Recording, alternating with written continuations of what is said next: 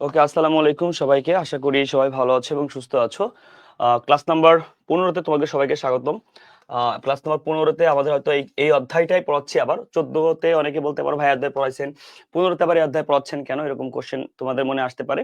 তো একটু জানিয়ে রাখি তোমাদের উদ্দেশ্যে যে আমরা 14তে এই অধ্যায়ের বেসিকটা ক্লিয়ার করেছিলাম, এবং আমরা ক্লাস নাম্বার 15তে এসে আমরা এই অধ্যায়ের কোশ্চেনগুলো সলভ করব। তো যারা আমরা 14 করিনি তারা কিন্তু 15 পারবো না, ঠিক আছে? তো আমি আবার বলতেছি যে 14 যারা করিনি তারা কিন্তু 15 পারবো না। তো ভেরি ইম্পর্টেন্ট ইনফরমেশন তোমার জন্য, তুমি 14টা অবশ্যই করবা, তারপরে 15 করবা। মানে 15-র এখানে দুইটা ভার্সন আছে। একটা হচ্ছে তোমাদের এই অধ্যায়টা, এই যে অধ্যায়টা তোমরা এখন দেখতেছো, এই অধ্যায়ের কোশ্চেন সলভ প্লাস উৎপাদন ব্যয়। তাহলে 15-র ভার্সন আছে দুইটা, একটা এই অধ্যায় আরটা হচ্ছে উৎপাদন ব্যয়। ক্লিয়ার? এই অধ্যায় একটা হচ্ছে উৎপাদন ব্যয়। তার মানে তোমরা আজকে এই ক্লাসে 15 নাম্বার ক্লাসে এই অধ্যায়ের এমসিকিউ সলভ করবা, বিশ্লেষণ যাকে বলে। তাহলে এই এমসিকিউর একবার সলভ বেসিক ক্লাস হয়ে গেছে, ঠিক ক্লাস নাম্বার 14তে। তোমরা আজকে রাতে যারা করছো 14 হয়ে গেছে, ক্লাস নাম্বার 14 দেখতে পারবা যে এমসিকিউ বেসিক হয়ে গেছে। আর এখন সলভ হবে, আধা ঘন্টা লাগবে তো সলভ করতে, শেষ হবে। এরপরে আমরা এই ক্লাসে আমরা পড়বো উৎপাদন ব্যয়। তার মানে তোমরা এই ক্লাসে উৎপাদন ব্যয়টা বেসিক থেকে তোমরা পড়তে পারবা। তো স্বাগতম তোমাদের সবাইকে। আমি একটু আগে লাইভে চলে আসছি, তো এই লাইভটা পর্যন্ত যারা রেকর্ড দেখবা তোমাদের সবাইকে ওয়েলকাম জানাচ্ছি। তোমরা এই সিরিজটা যারা সলভ করতেছো, আই হোপ তোমরা অনেক বেটার একটা আউটপুট পাচ্ছ। তুমি যে কোনো পাবলিক বিশ্ববিদ্যালয়ের পরীক্ষার জন্য অ্যাকাউন্টিং এর আমাদের এই ক্লাসগুলো তোমার জন্য অনেক গুরুত্বপূর্ণ। আমি 1-2 মিনিট সময় নিব, দেন হচ্ছে তোমাদেরকে একদিন কেন সময় নিব, কারণ হচ্ছে তোমরা যাতে সবাইকে একটু জানিয়ে দাও ক্লাসের জন্য, তো সবাই যেন চলে আসে। একসাথে ক্লাস করা একটা আসলে মজাই অন্যরকম। সবাই মিলে কষ্ট করতেছি, ইনশাল্লাহ সফলতার গল্পটাও সবাই মিলে একসাথে, বিজয়ের মঞ্চে একসাথে সবাই যাবো ইনশাল্লাহ। এই দোয়াই সবার জন্য করি। তো আমি একটু শেয়ার করে দিব, সেই পর্যন্ত একটু অপেক্ষা করি।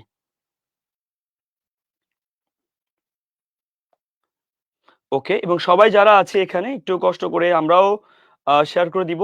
আমাদের যে ফ্রেন্ডরা আছে যারা ক্লাস করে প্রতিনিয়ত, বা আমাদের যে টেলিগ্রাম গ্রুপগুলো আছে যেখানে স্টুডেন্টরা ক্লাস করে, সো এখানে আমরা আসলে আমাদের হচ্ছে শেয়ার করে দেওয়া উচিত বলে মনে করি আর কি। ওকে ফাইন, দিছি শেয়ার করে, আসো।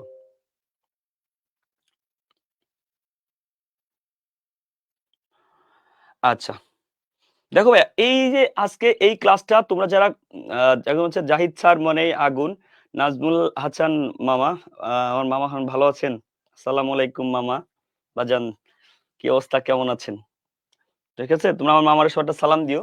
আমার সম্মানিত মামা হন আর কি নাজমুল হাসান, এবং অলওয়েজ আমাকে ইন্সপিরেশন করে থাকেন, এবং তার মন মানসিকতা অনেক ভালো। তোমরা তার জন্য দোয়া করবা যেন আমার মামা সবসময় আমার পাশে থাকতে পারে ইনশাল্লাহ। কেমন আজকে এই যে, ওকে ফাইন, ইউটিউব প্লেসটা খুঁজে পাচ্ছ, দিয়ে দিচ্ছি। তোরা সবাই মামার একটা সালাম দিও মেনশন করে, হ্যাঁ?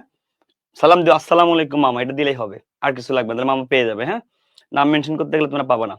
আচ্ছা ভাইয়া, মাথা ব্যথা করতেছে, পিঠ ব্যথা, ভাই আমার নিজেরও আছে, এই বুকে ব্যথা আজকে হঠাৎ করে আমার, কেন জানি না বুকে ব্যথা শুরু হয়েছে।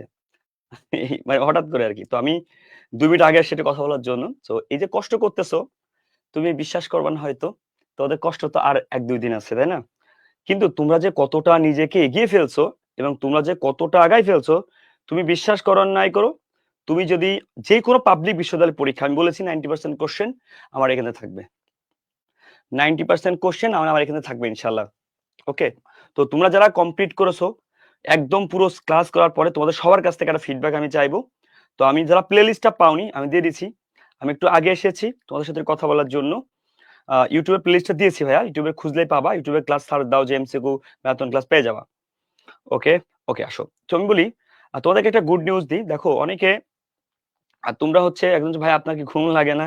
ভাইয়া যখন আসলে চিন্তা করি আমি, ঘুম লাগে না, এটা দেখো এই কোশ্চেনের অ্যান্সারটা দিই, তারপরে শুরু করি। যেহেতু আগে আসছি একটু, তোমার খুব ভালো একটা কোশ্চেন দেখো, তুমি বলছো ভাই ঘুম লাগে না, এই দেখো ঘুম লাগে কিনা দেখো, একটু দেখাই, জাস্ট একটু দেখো, এটা এটা দেখলে বুঝবা যে ভাই আমার ঘুম লাগে কি লাগে না।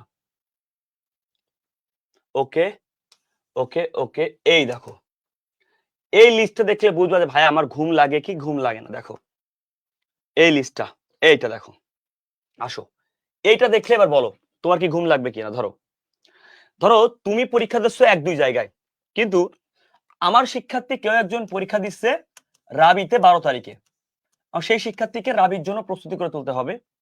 আমার কোনো একজন শিক্ষার্থী তার 4 দিন পরে খুলনা পরীক্ষা দিচ্ছে, ঠিক আমার কোনো না কোনো একজন শিক্ষার্থী, তুমি তো হয়তো খুলনাতে পরীক্ষা দিবা না, কিন্তু আমার কোনো একজন শিক্ষার্থী দিচ্ছে। দেখো, আমার কোনো একজন শিক্ষার্থী দিচ্ছে, আবার আমার কোনো একজন শিক্ষার্থী 7 কলেজে 18 তারিখে পরীক্ষা দেবে, তাকেও আমাকে প্রিপারেশন নেওয়া হবে। ঠিক 18 তারিখের পরে আমার অনেক শিক্ষার্থী কুমিল্লাতে পরীক্ষা দিবে, আমার দিনাজপুরের অনেক শিক্ষার্থী, যারা তুমি হয়তো তুমি না, কিন্তু আমার দিনাজপুরের অনেক শিক্ষার্থী শেখ হাজি দানেশ বিজ্ঞান প্রযুক্তি পরীক্ষা দেবে। 24 তারিখের পরে সব শিক্ষার্থী গুচ্ছতে পরীক্ষা দিবে। 25 তারিখের পরে মে মাসে পরীক্ষা দেবে অনেক শিক্ষার্থী। তাহলে আমার পুরো শিক্ষার্থীর এপ্রিল মাসের 12 তারিখ থেকে এপ্রিলের 12 টু মে মাসের 3 তাদের কোনো ঘুম নেই। তার মানে দেখেন এই সময়টা কিন্তু তারা কি করবে, পরীক্ষা দেবে আর পরীক্ষা দেবে। তাহলে এই বলেন এই চার্টটা দেখলে কার ঘুম আসে? হয়তো আপনি এখানে পরীক্ষা দিবেন না, এখানে দেবেন আর এখানে দেবেন, আপনার কাছে কোনো প্যারা মনে হচ্ছে না, কিন্তু এখানে তো আমার কোনো শিক্ষার্থী দিবে। সে যদি আমাকে প্রশ্ন করে, স্যার আমি তো পরীক্ষা দিব, তাহলে আমাকে কেন আপনি একটু গাইডলাইন দেন, আমি কিভাবে ঘুমাবো? এই যে প্লে লিস্টে আমি ক্লাসগুলো নিচ্ছি, পেইড ব্যাচও ক্লাস চলতেছে বাইরেও, কারণ কি, যাতে আমাদের শিক্ষার্থীর অ্যাটলিস্ট অ্যাকাউন্টিং ম্যানেজমেন্টের যে প্রবলেমগুলো ঈদের আগে আমরা সলভ করে ফেলতে পারি। তাহলে ওই শিক্ষার্থীগুলো যে কোনো জায়গায় পরীক্ষা দিলে ওর ঈদের আগে সব কমপ্লিট হয়ে গেল, ঈদের পরে ও বাংলা ইংলিশটা স্ট্রং করতে পারলে, ফাইনাল সলিউশন করতে পারলে ও পরীক্ষা হলে বসবে। এখন তুমি আবার বলো, আমি যদি ঈদের 3 থেকে 4 দিন পরে ক্লাস শুরু করি, 12 তারিখের আবির পরীক্ষা, কেমনে শেষ করবো? সাজেশন ক্লাস তো শেষ করা লাগবে, এমসিকিউ বিসিকিউ শেষ করা লাগবে, তাহলে আমি ঘুমাবো কেমনে আমার বলো?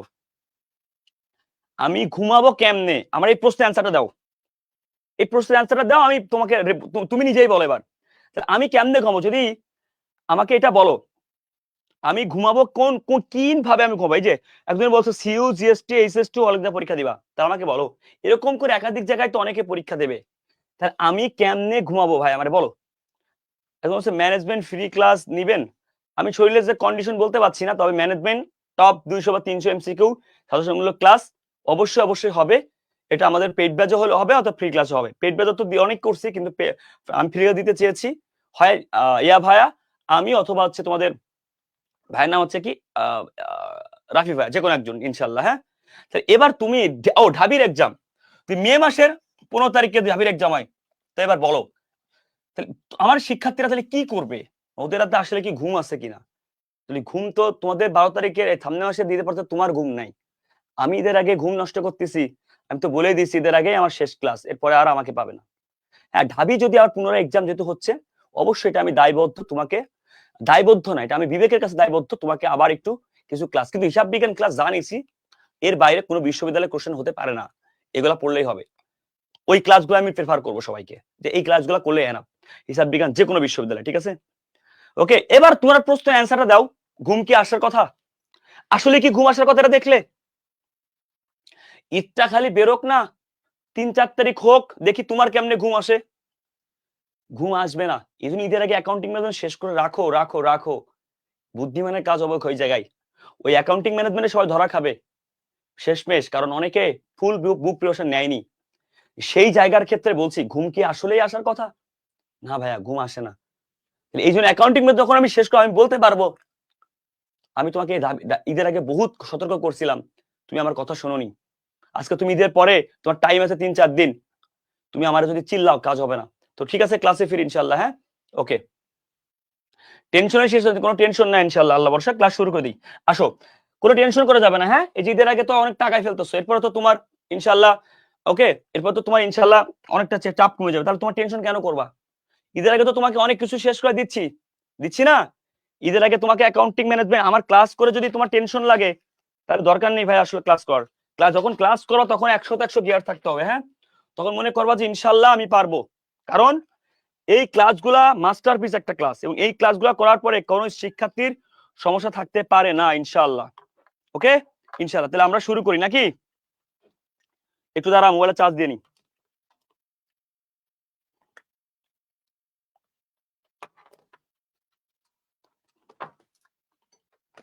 দেখো, এই চ্যাপ্টার থেকে তোমাদেরকে কে কোন জায়গায় পরীক্ষা দিচ্ছ একটু এটা স্ক্রিনশট দিয়ে নিও।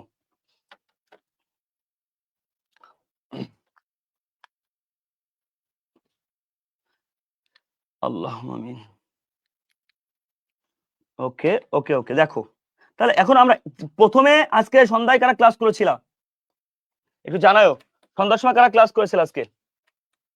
সন্ধ্যার সময় ক্লাস কারা করেছিল আজকে 12টার সময়? জানাও আর কি, হ্যাঁ, কারণ তোমাদের জন্য বেশি সুবিধা হবে এই ক্লাসগুলো করতে। দেখো তাহলে এবার আমরা আগাই কোশ্চেন সলভের দিকে। এই অধ্যায়ের এখন আমরা প্রশ্ন সলভে চলে যাব।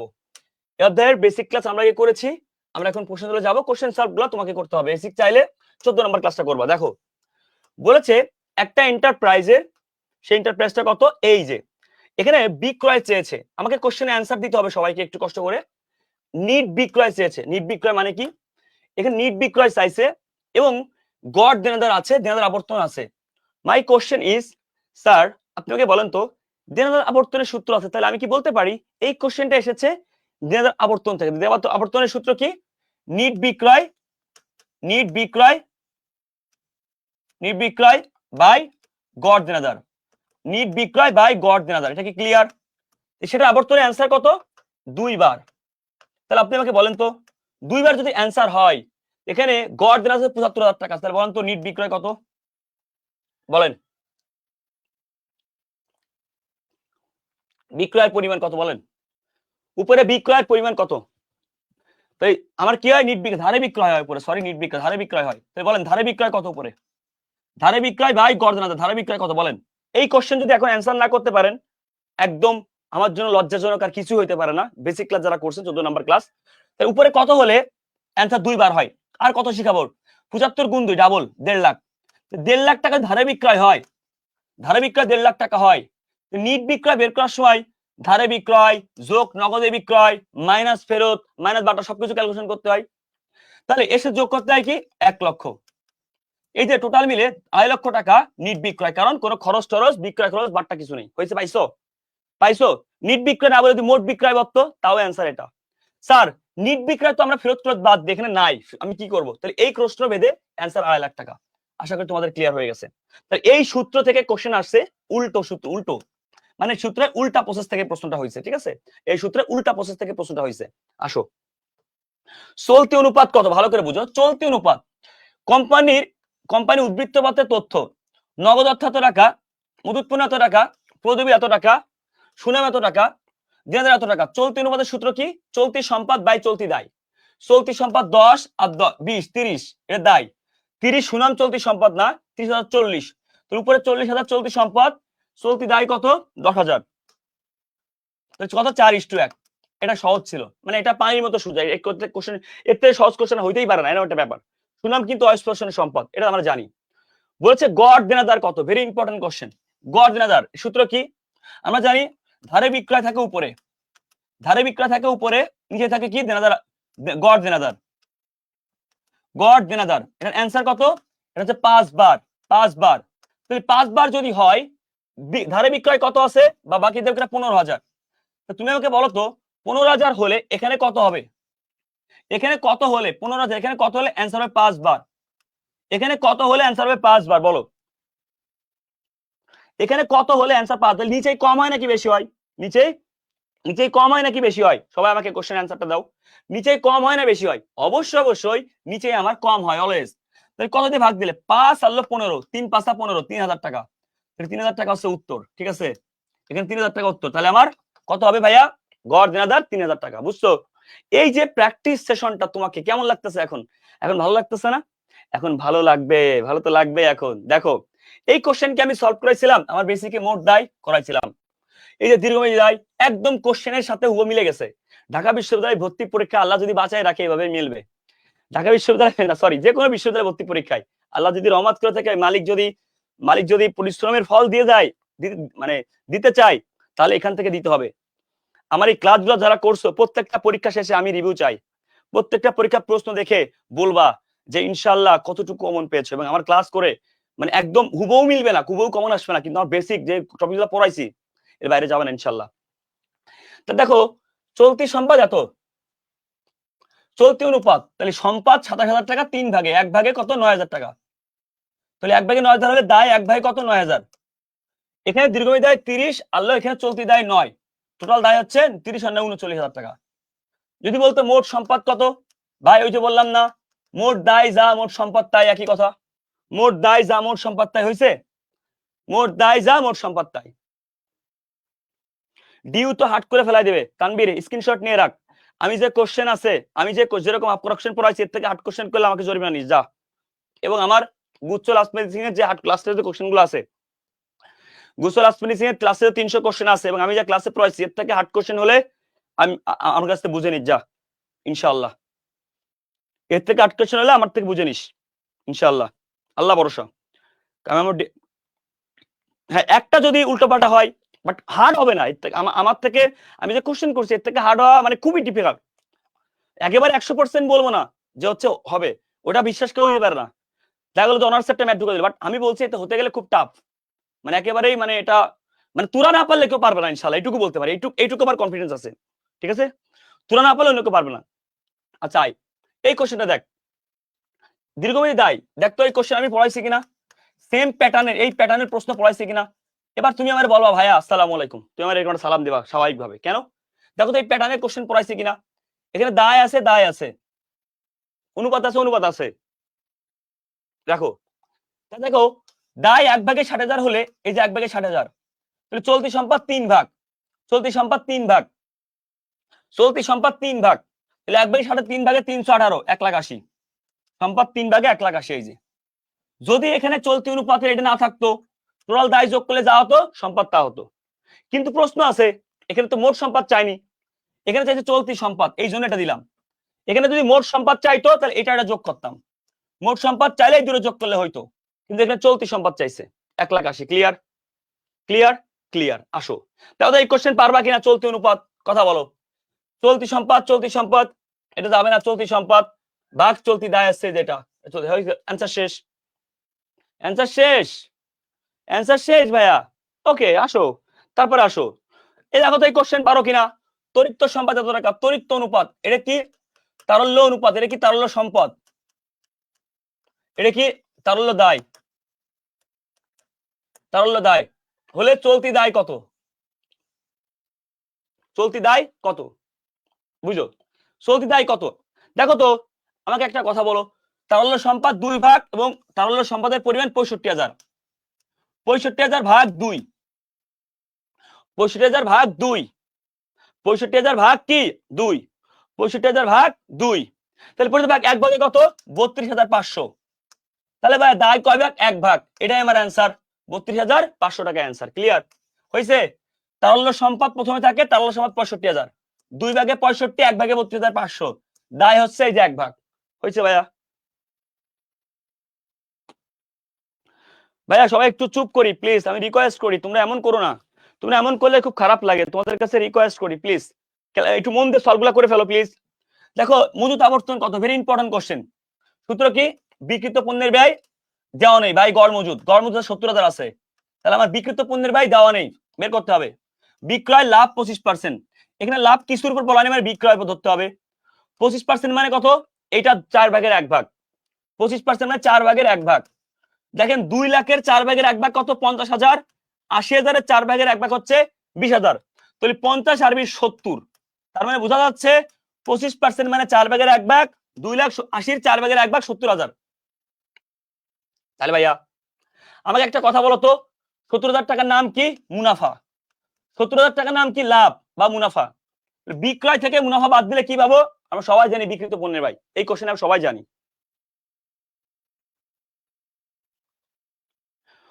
ক্লিয়ার ভাইয়া?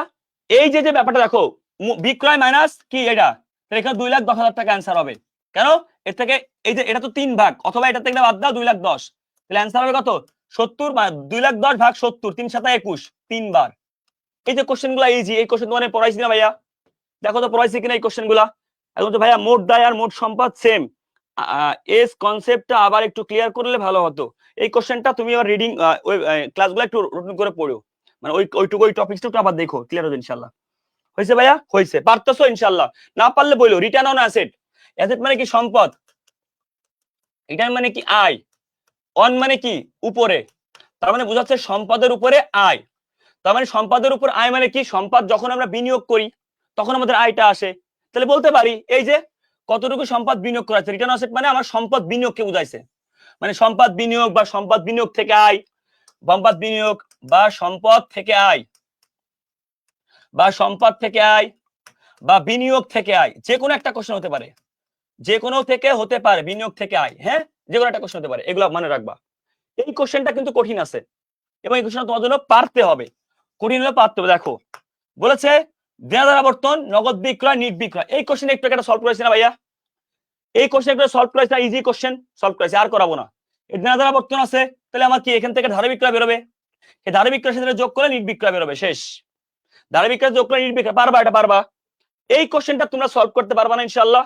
দেখো তো, এই দেখো ম্যাথ, চলতি অনুপাত কত?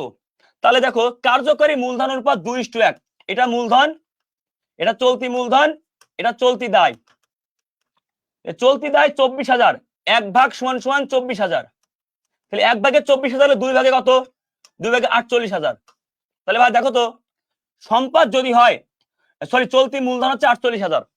এখন এখানে একটা কথা আছে, দেখো খুব ভালো করে শোনো, তোমাকে এই স্টাইলে না গেলে হবে। আমি তো একটা নতুন টেকনিক শিখেছিলাম, মনে আছে? চলতি অনুপাতে কি লাগে? সম্পদ আর দায় লাগে। সম্পদ দায়ের অনুপাত 1, তাহলে সম্পদ অনুপাত বের করলে হচ্ছে, দেখো তো চলতি মূলধন অনুপাত 2 আছে, চলতি মূলধন অনুপাত কেমনে বেরোইছে? চলতি সম্পদ মাইনাস চলতি দায় সমান সমান চলতি মূলধন। সেই চলতি মূলধন যদি হয় 2, চলতি দায় যদি হয় 1, তাহলে বলো তো কত থেকে 1 মাইনাস করলে 2 হবে অনুপাত? টাকা অনুপাত একই সূত্র। ওকে ওকে ফাইন, এগুলো সব সলভ করা নিয়ে যাবেন, এগুলো ইয়ার কোশ্চেন সলভ করানো হয়নি, ইয়ার কোশ্চেনে হাতই দেওয়া হয়নি বোন। আসো, আমি সব বেসিক দেখেছিলাম, ইয়ার কোশ্চেন হাত দেওয়া হয়নি। তাহলে কত থেকে 1 মাইনাস করে 2, এগুলো আমি পড়াইছি কি? আমি আমার মতো করে ম্যাথ করাইছি, বেসিক ক্লাস করাইছি। ইয়ার কোশ্চেন সলভ করেন, তাহলে কত হবে? 3, 3 থেকে 1 মাইনাস করে 2, তাহলে 3:1। এই কোশ্চেন গুলা আমি তোমারে বেসিকে পড়াইছি, সেগুলো এখন তুমি পাচ্তেছো। তাহলে আজকে এই যে এখন আমাকে তোমরা বলো, আমার বেসিক ক্লাসগুলা করলে,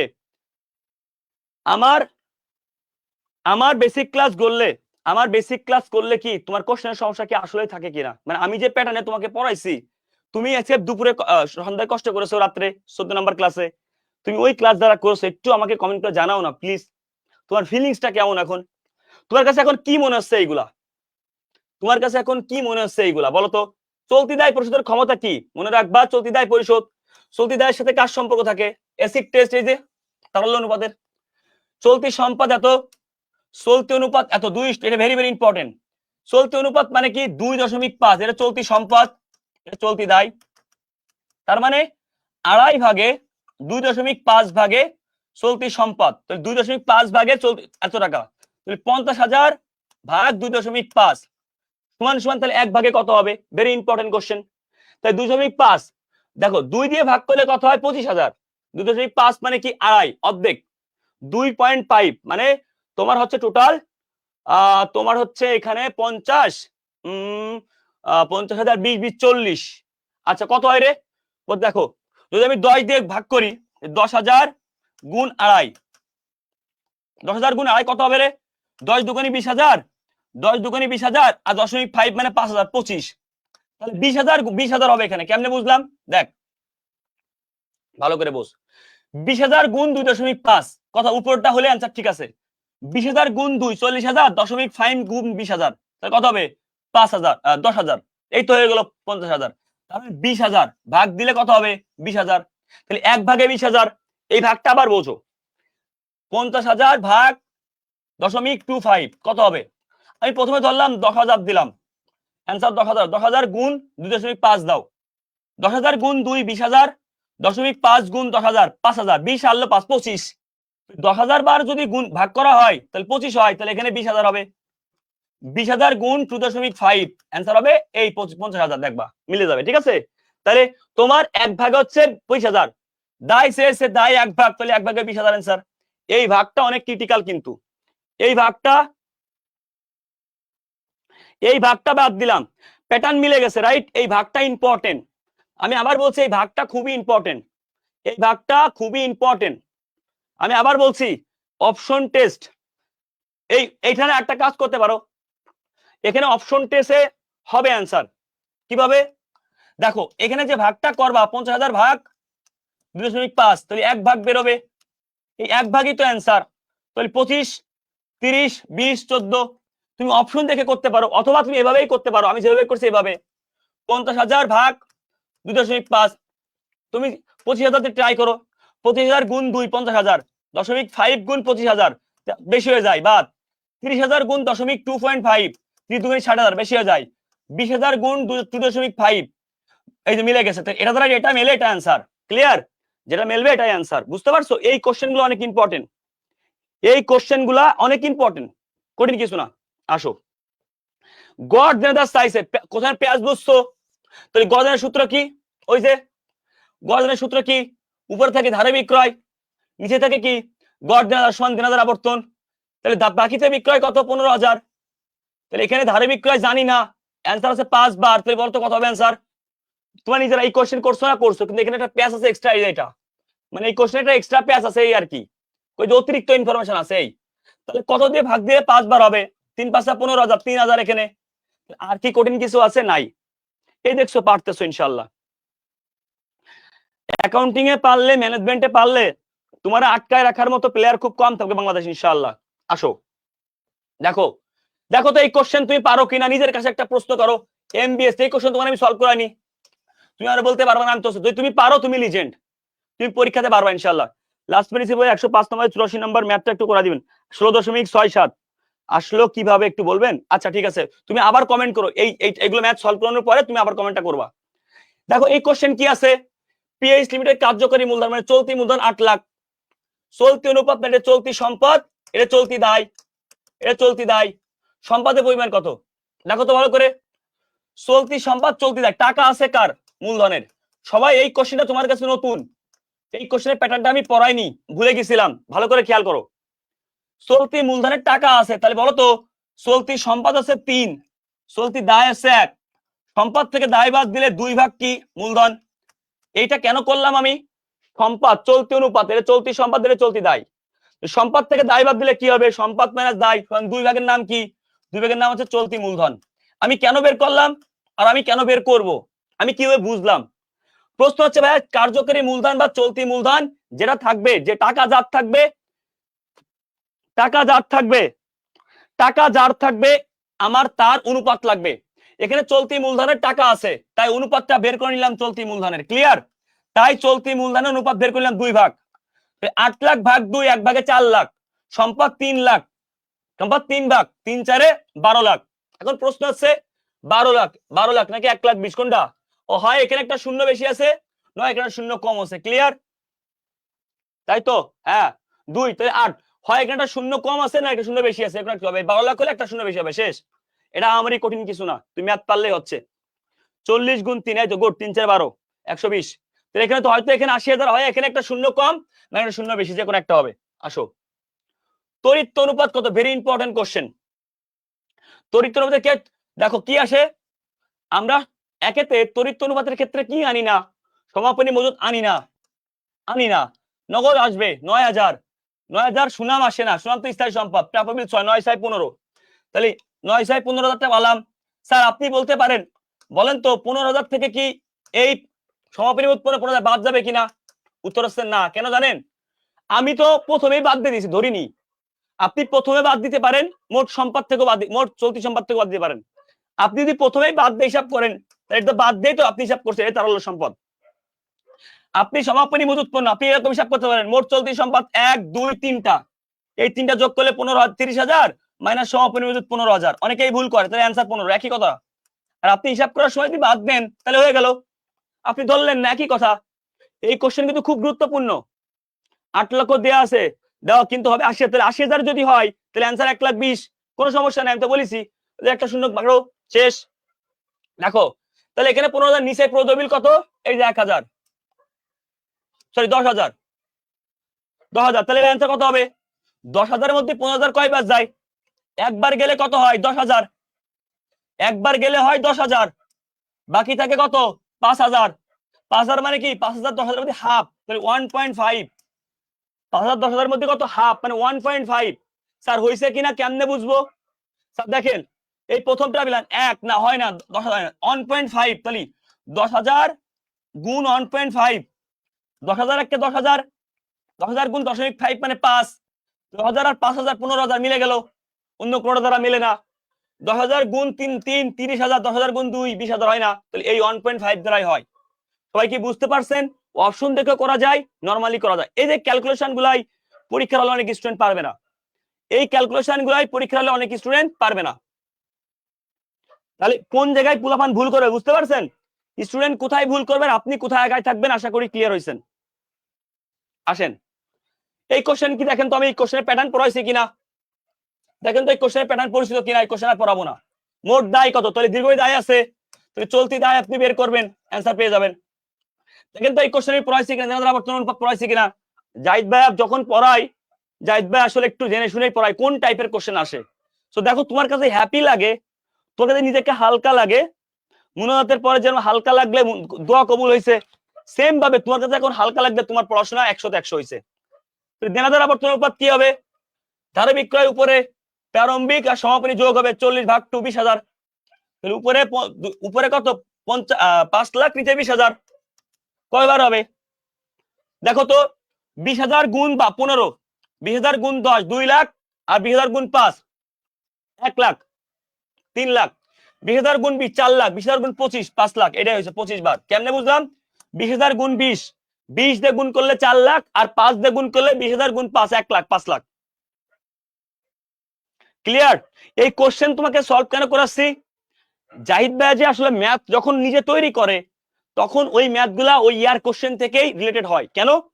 আমার আল্লাহর রহমতে ম্যাথ করতে করতে এমনটা এক্সপিরিয়েন্স হয়েছে, মানে বেসিকে সব বুঝাইছে, এখন ইজি লাগতেছে না, এই জন্য আমি তোমাদেরকে, বুঝছো? তাহলে ইয়ার কোশ্চেন তোমরা যে পারো না এটা ভুল কথা, তোমাকে বেসিক স্ট্রং নেই। তোমার বেসিক যদি স্ট্রং যে এখন হয়েছে, পারতেছো কেন? কারণ তোমাকে ওইভাবে পড়ানো হয়েছে। তুমি আজকে মিনিমাম 25 থেকে 30 প্রকার ম্যাথ শিখেছো, কয় প্রকার ম্যাথ শিখেছো একটু জানাই তো আজকে আমাকে, কয় প্রকার ম্যাথ হয়েছে এই অধ্যায়ে, একটু কমেন্ট করে জানাও, একটু জানাও তো কয় প্রকার ম্যাথ হয়েছে, যদি কেউ লিখে থাকো। দেখো এই কোশ্চেন পারবা না, পারবা, আর পড়াবো না। চলতি মূলধন আছে এখানে, এটা ভেরি ভেরি ইম্পর্টেন্ট। চলতি মূলধন, এর আগের কোশ্চেনে একটা কথা বলেছিলাম, চলতি অনুপাত, নট চলতি মূলধন, কিন্তু এখানে এটা চলতি সম্পদ, চলতি দায়। তাহলে টাকা আছে চলতি মূলধনের, তাহলে সম্পদ থেকে দায় বাদ দিয়ে আমি মূলধনের টাকা বের করে নিব। যদি এখানে চলতি মূলধন অনুপাত থাকতো তাহলে সমস্যা ছিল না, চলতি মূলধন অনুপাত থাকলে সমস্যা ছিল না। 20 প্লাস ম্যাথ, 20টা তো আমার 3টা টপিকস মিলেছে, 20-এর বেশি, 20-এর বেশি হয়েছে ভাই, আন্দাজ না জেনে বলো। তাহলে এখানে চলতি, আমি আবার বলছি, চলতি মূলধন অনুপাত থাকলে ঝামেলা হইতো না, এটা চলতি মূলধন আর চলতি মূলধন টাকা যে, কিন্তু এটা চলতি অনুপাত, চলতি অনুপাত মানে এটা চলতি সম্পদ চলতি দায়। ক্লিয়ার? চলতি সম্পদ চলতি দায়, তাহলে আমার মূলধন অনুপাত নাই, তাই বের করে নিলাম। মূলধন অনুপাত না থাকলে কি করতে হবে, বের করতে হবে ভাগ 3, 1/40,000। বারবার বলছি এখানে ভুল হবে কিন্তু, ভেরি ইম্পর্টেন্ট। চলতি দায় কয় ভাগ, দায় আছে 2 ভাগ, 1/40, 2 ভাগে কত 80,000। এখানে যদি চলতি অনুপাত বলা মানে এটা সম্পদের দায়, আমার লাগবে চলতি মূলধন, সম্পদ মাইনাস দায় চলতি মূলধন। যদি চলতি মূলধন থাকতো আমার আর মাইনাস করা লাগতো না। এখন তো 42টা টপিকস, 42টা টপিকস পড়াইছে, আচ্ছা ওকে ফাইন, মাশাআল্লাহ। তাহলে বিষয়টা হচ্ছে, কখনো ভেবেছো এই অধ্যায় থেকে এত প্রকার ম্যাথ আসতে পারে? সামনের বছর প্যাসিওলিকে ভেঙে এই 42টা টপিকসে ভাঙা হবে এই অধ্যায়, আমাদের তৈরি করা কোশ্চেন থেকে 42। সামনের বছরে এই যে ক্লাসগুলা করছি, এই ক্লাসগুলোতেই যেরকম পড়াইছি, সামনের বছরে প্যাসিওলি ঠিক ওই প্যাটার্নে তৈরি হবে। ওকে, সামনের বছরে প্যাসিওলি ঠিক ওই প্যাটার্নেই তৈরি হবে। কোন প্যাটার্নে? যেই প্যাটার্নে যে 42টা ম্যাথকে ভাঙছি, প্যাসিওলিটা তৈরি হবে এই প্যাটার্নে। একদম হচ্ছে 50টা, যাই হোক 40 থেকে 50টা, যেরকম ভাঙছি আমি ক্ষুদ্র ক্ষুদ্র আকারে, আমাদের প্যাসিওলিকে এরকম ক্ষুদ্র ক্ষুদ্র আকারে ভাঙা হবে সামনের বছর ইনশাআল্লাহ। ওকে, এবং সামনের বছরে 42টা টপিক থাকবে, টপিকে 42টা প্রকার ম্যাথ থাকবে আমাদের নিজেদের তৈরি করা। এরপরে স্টুডেন্ট বাংলাদেশ সব কোশ্চেন পারবে ইনশাআল্লাহ, আল্লাহ যদি সহায় হয়ে থাকেন। এই বছরে এত কাজ করতে পারি, সামনের বছর করবো। চলতি মূলধনের বাজারে পড়ানো লাগে না, এটা কি দাও, কোম্পানি মূলধনের পরিমাণ কত? আসো, এই যে একটা কোশ্চেন পাইছি, তাহলে এই কোশ্চেন কি জাস্টের কোশ্চেন? জাস্টের কোশ্চেন সবাই একটু দেখার ট্রাই করো। দেখো তো এই যে মূলধনের সূত্রটা কি, কেউ বলতে পারবা? জাস্টের কোশ্চেন, জাস্ট যশোর, জাস্ট মানে কি, যশোর বিজ্ঞান ও প্রযুক্তি বিশ্ববিদ্যালয়, অনেকে এত জানে না, যশোর বিজ্ঞান প্রযুক্তি বিশ্ববিদ্যালয়ের কোশ্চেন। এই কোশ্চেনটা বলেছে মূলধন সূত্র কত বলো, দেখো। আচ্ছা দেখো, খুব ভালো একটা কোশ্চেন। এখানে বলেছে দায় ও মূলধন অনুপাত 3:2, তাহলে এটা হচ্ছে আমার দায়, এটা হচ্ছে আমার মূলধন। কিভাবে বুঝলাম? এই প্রশ্নের আগে কিটা আছে, দায়, এটা দায়, পরে কিটা আছে, মূলধন, এটা মূলধন। মোট সম্পদের মূল্য এত। আচ্ছা আমাকে একটা কথা বলো তো, দায় আর মূলধন খুব ভালো করে বুঝো, দায় আর মূলধন। আচ্ছা, এ সমান সমান এল প্লাস ওই না? তা বলতো দায় আর মূলধন, দায় যদি 3 হয়, মূলধন 2 হলে সম্পদ কত হবে বলো? এই কোশ্চেন আনসার আগে বলো।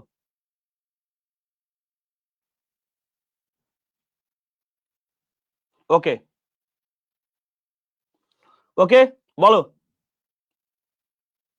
বলো ভাইয়া, দায় আর মূলধন, দায় আর মূলধন বলো ভাইয়া। ওকে ফাইন, দেখো দায় আর মূলধন, তাহলে এটা হবে 5 ভাগ। তাহলে আমি কেন বের করলাম এটা? প্রশ্নে আছে সম্পদ, তাই প্রশ্নে যেই মূল্য দেওয়া থাকবে সেই অনুপাত বের করতে হবে। Very important question. আমি কেন 5 বের করো, পরীক্ষার হলে এই কোশ্চেনটা মাথায় আসবে। পরীক্ষার হলে মাথায় আসে, স্টুডেন্ট ভুল করে যে 5 কেন বের করবো আর কত বের করবো। মাই অ্যান্সার ইজ, যেই অ্যামাউন্ট দেওয়া থাকবে টাকা সেই অনুপাত লাগবে, যেই অ্যামাউন্ট দেওয়া থাকবে সেই অনুপাত লাগবে। তাহলে 4 কোটি 400 কোটি ভাগ হচ্ছে 5, 5 আর 40, 80 কোটি। মূলধনের কথা বলেছে, মূলধন কয় ভাগ? মূলধন 2 ভাগ, 80 গুণ 2 160 কোটি টাকা। ক্লিয়ার? তো এটা দায় ও মূলধনের অনুপাত। ক্লিয়ার? বুঝেছো কি বলছি? ভাই এত টাকা কই পাবো রে ভাই, এত টাকা কে দেবে রে ভাই?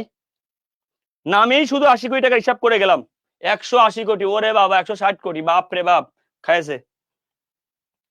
আমার 1 কোটি টাকা দে, আমি একটু ঘুরে আসি বাইরের দেশ থেকে, কোথা থেকে। ঠিক আছে? আচ্ছা সুমন মিয়া, ক্লাস করো না কেন? ক্লাস গ্যাপ দাও কেন? তোমার তো রেগুলার দেখা যায় না, জানি কাহিনী কি? দেখো ভাইয়া আসো, তাহলে এখানে একটা প্রশ্ন আছে, তাহলে এটা তো 1 ভাগে কত? ভাগ 5, 1 ভাগে 80 কোটি। তাহলে যদি চাইতো দায়ের পরিমাণ কত, তাহলে অ্যান্সার করতাম কি 80 গুণ 3। মূলধনের পরিমাণ কত? মূলধনের পরিমাণ কত আছে? 80 গুণ 2 হয়েছে ভাইয়া। এইভাবে কর, এইভাবেই তো করবো আমি। রাইট রাইট, আসো। ওকে দেখো, এইটা কোশ্চেন করাইছি না ভাইয়া, চলতি মূলধন। এই কোশ্চেন করানো এখন হাসি লাগা। চলতি মূলধন 10,000, 1 ভাগে 10,000, এটা চলতি মূলধন, সরি চলতি দায়। চলতি সম্পদ কত? আসো। তো তোমার কাছে কনফিউশন মনে হতে পারে যে ভাই আমি এই কোশ্চেন কিভাবে করব। এখানে দেখো এটা তো কার্যকরী মূলধন, তাহলে এটার মানে কি? চলতি মূলধন বা কার্যকরী মূলধন, দুই মানে। এখানে কিন্তু সবাই ভুল করবে, আমি বারবার করে দিচ্ছি। চলতি দায় 10,000 টাকা 1 ভাগে, তাহলে 1 ভাগে 10,000। অনেকে কি করবে জানো? অনেকে ভাববে তুই 1 ভাগে 10,000, 2 ভাগে কত? 2 ভাগে 20,000। অ্যান্সার ভুল। এই 20,000 প্রথমেই আছে, কিন্তু এটা ভুল অ্যান্সার। কেন? কারণ এই জন্য ভুল, এখানে চাইছে চলতি সম্পদ। আমি বারবার চিল্লাই বলতেছি এখানে ভুল হবে, আমি বারবার চিল্লাই বলতেছি এখানে ভুল হবে, বারবার চিল্লাই বলতেছি এখানে ভুল হবে। চলতি সম্পদ চাইছে, এটা চলতি সম্পদ না। কার্যকরী মূলধন মানে এটা চলতি দায়, চলতি মূলধন, এটা চলতি মূলধন। কার্যকরী মূলধন মানে এটা চলতি মূলধন, এটা চলতি দায়। এই জায়গায় স্টুডেন্ট ভুল করবে, ও তাড়াহুড়া করে 2 দিয়ে গুণ করে চলে আসবে, কারণ ওর অভ্যাস। তাহলে তোমরা কি করবা? এখানে সিরিয়াস থাকবা। তোমরা কি বুঝতে পারছো কোন জায়গায় সিরিয়াস থাকতে হবে? এই জায়গা কি বলেছে সিরিয়াস থাকতে হবে। তাহলে মূলধন কত বেরোইছে? মূলধন বেরোইছে 20,000। বলতো মূলধন কেমনে বেরোয়? মূলধন চলতি সম্পদ মাইনাস চলতি দায় সমান সমান চলতি মূলধন 20,000।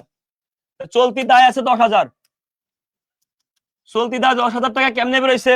কত থেকে 10,000 মাইনাস করলে বলো, চলতি সম্পদ কত হলে তার থেকে 10,000 মাইনাস করলে অ্যান্সার 20,000? বলো বলো, চলতি সম্পদ কত হলে তার থেকে অ্যান্সার 10,000 মাইনাস করলে উত্তর 20,000? বলো, স্বাভাবিক বোঝা যাচ্ছে, এর থেকে মাইনাস করলে 20, তাহলে 20 আর 10 30, 30,000। বুঝতে পারছো সবাই কোন জায়গায় ভুল করবা? আমার ভুল জায়গাটা ক্লিয়ার? ঈশান বলছো প্যাসলি যে কোশ্চেন আছে জুৎস আর সলভ করাবে না, এইগুলা সলভ কর, এর থেকে বাইরের কোশ্চেন আছে আমার কাছে বুঝে নিস, যা দিচ্ছে এই কর। অতিরিক্ত করতে গেলে প্রবলেম আছে, যদি বললাম অতিরিক্ত আগে গেলে খেয়ে নেবে বাগে। ঠিক আছে বুঝিয়ান? যদি এখন এই কথা বলিস তাহলে আমার মাথায় বাড়ি মারে, যদি এত কিছু করার পরে যে যা পড়াইছে এই পড়, এর বাইরে কিছু লাগবে না ইনশাল্লাহ। ওকে ওকে, তাহলে এবার আসো, তুমি যে এতদিন বলো অধ্যায় কঠিন, অধ্যায় কঠিন কই? কোন জায়গায় কঠিন আমারে শিখাও। আচ্ছা, স্থায়ী সম্পদ কার্যকরী মূলধন, চলতি দায় হলে মোট সম্পদ কত? আচ্ছা কার্যকরী মূলধন কেমনে বেরোয়? মোট সম্পদ বের করতে গেলে স্থায়ী সম্পদ লাগে, চলতি সম্পদ লাগবে। তাহলে মাই কোশ্চেন ইজ চলতি সম্পদ খুঁজতে হবে। ওকে ওকে ওকে, মাই কোশ্চেন ইজ চলতি সম্পদ খুঁজতে হবে, স্থায়ী দেওয়া আছে কারণ আমার মোট সম্পদ চাইছে। দেখো তো এই জায়গায় চলতি মূলধন আছে, তাহলে চলতি মূলধন কেমনে বেরোয়? চলতি সম্পদ মাইনাস চলতি দায় কত? চলতি দায় 11 লাখ, সমান সমান চলতি মূলধন 13 লাখ। তা তুমি আমাকে বলো তো চলতি সম্পদ কত হলে তার থেকে 11 লক্ষ বাদ দিলে, চলতি দায় 11 লাখ বাদ দিলে চলতি মূলধন 13, 13 আর 11 কত হয়? 11 দুগুণী 22, 23, 24, 25, তাহলে 25 লক্ষ টাকা। তাহলে 25 লক্ষ টাকা হবে এখানে চলতি সম্পদ। একটু ক্লিয়ার? 25 লক্ষ টাকা হবে এখানে, তাই নাকি? তাই নাকি ভাই? হ্যাঁ 25 লক্ষ টাকা। ক্লিয়ার? তাহলে চলতি সম্পদ 25, স্থায়ী সম্পদ 16, 25 আর 16 কত হবে? সরি এখানে 24 লক্ষ হবে, 24 আর 16 হবে 40 লক্ষ। হয়ে গেল দুটো মিলে মোট সম্পদ। সিস্টেমটাও তোমার আমি পড়াইছি, তাহলে তুমি পারবা না কেন? হোয়াই? তুমি কেন পারবা না? আমার এই কোশ্চেনে অ্যান্সার দাও। তুমি পারবা না কেন? প্রতিটা কোশ্চেন তোমার নখদর্পণে থাকবে ইনশাআল্লাহ, যদি তুমি শুধুমাত্র একটু ট্রাই করো। তোমার দ্বারা সবই সম্ভব। তুমি যে এতদিন বলছিলে আমি অধ্যায় পারি না, কেন পারো না আমারে বলো? কারণ তোমার বেসিকটা স্ট্রং ছিল না। এই দোষ তোমার না, তুমি যখন বেসিক পড়ছো হয় ক্লিয়ার পড়োনি, আমার স্টুডেন্ট হয়তো আমার ক্লাস ঠিক মতো করনি, মনে করো তুমি হয়তো আমার চিন্তা না, বা তুমি যেখানে পড়ছো ওখানে বেস্টটা করে আর কি। আচ্ছা আপনি করানোর সময় সব সহজ লাগবে, তুমিই তো করতেছো, এটা তো আমি করতেছি না, এটা তো আমি করতেছি না বোন, তুমি তো করতেছো, রাইট? মানে এই জন্য ব্যাপারটা যারা ক্লাস ঠিক মতো করে এরা পারে। এবার দেখো মোট সম্পদ আছে এত টাকা, যার 4-এর 1 অংশ চলতি সম্পদ, তাহলে 4 ভাগের 1 ভাগ কত হবে? 2 লক্ষ টাকা। এবার হচ্ছে চলতি দায় এত হলে কার্যকরী মূলধন পরিমাণ কত? কার্যকরী মূলধন মানে কি? চলতি সম্পদ মাইনাস চলতি দায়। চলতি 2 লক্ষ থেকে 1 লক্ষ বাদ দিলে থাকে 1 লক্ষ টাকা। 2 লক্ষ থেকে 1 লক্ষ বাদ দিলে থাকে 1 লক্ষ টাকা। ক্লিয়ার?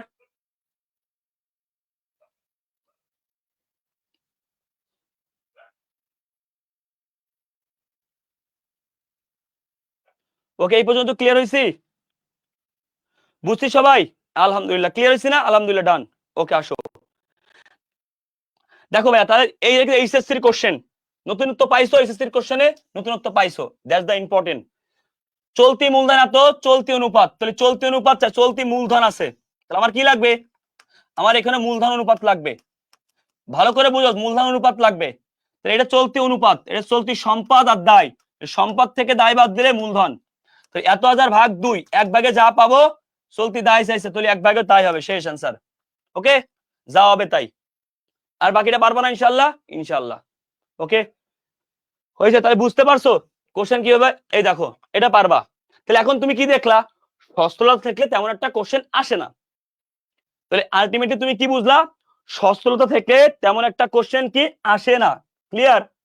সচ্ছলতা থেকে তেমন একটা কোশ্চেন আসে না।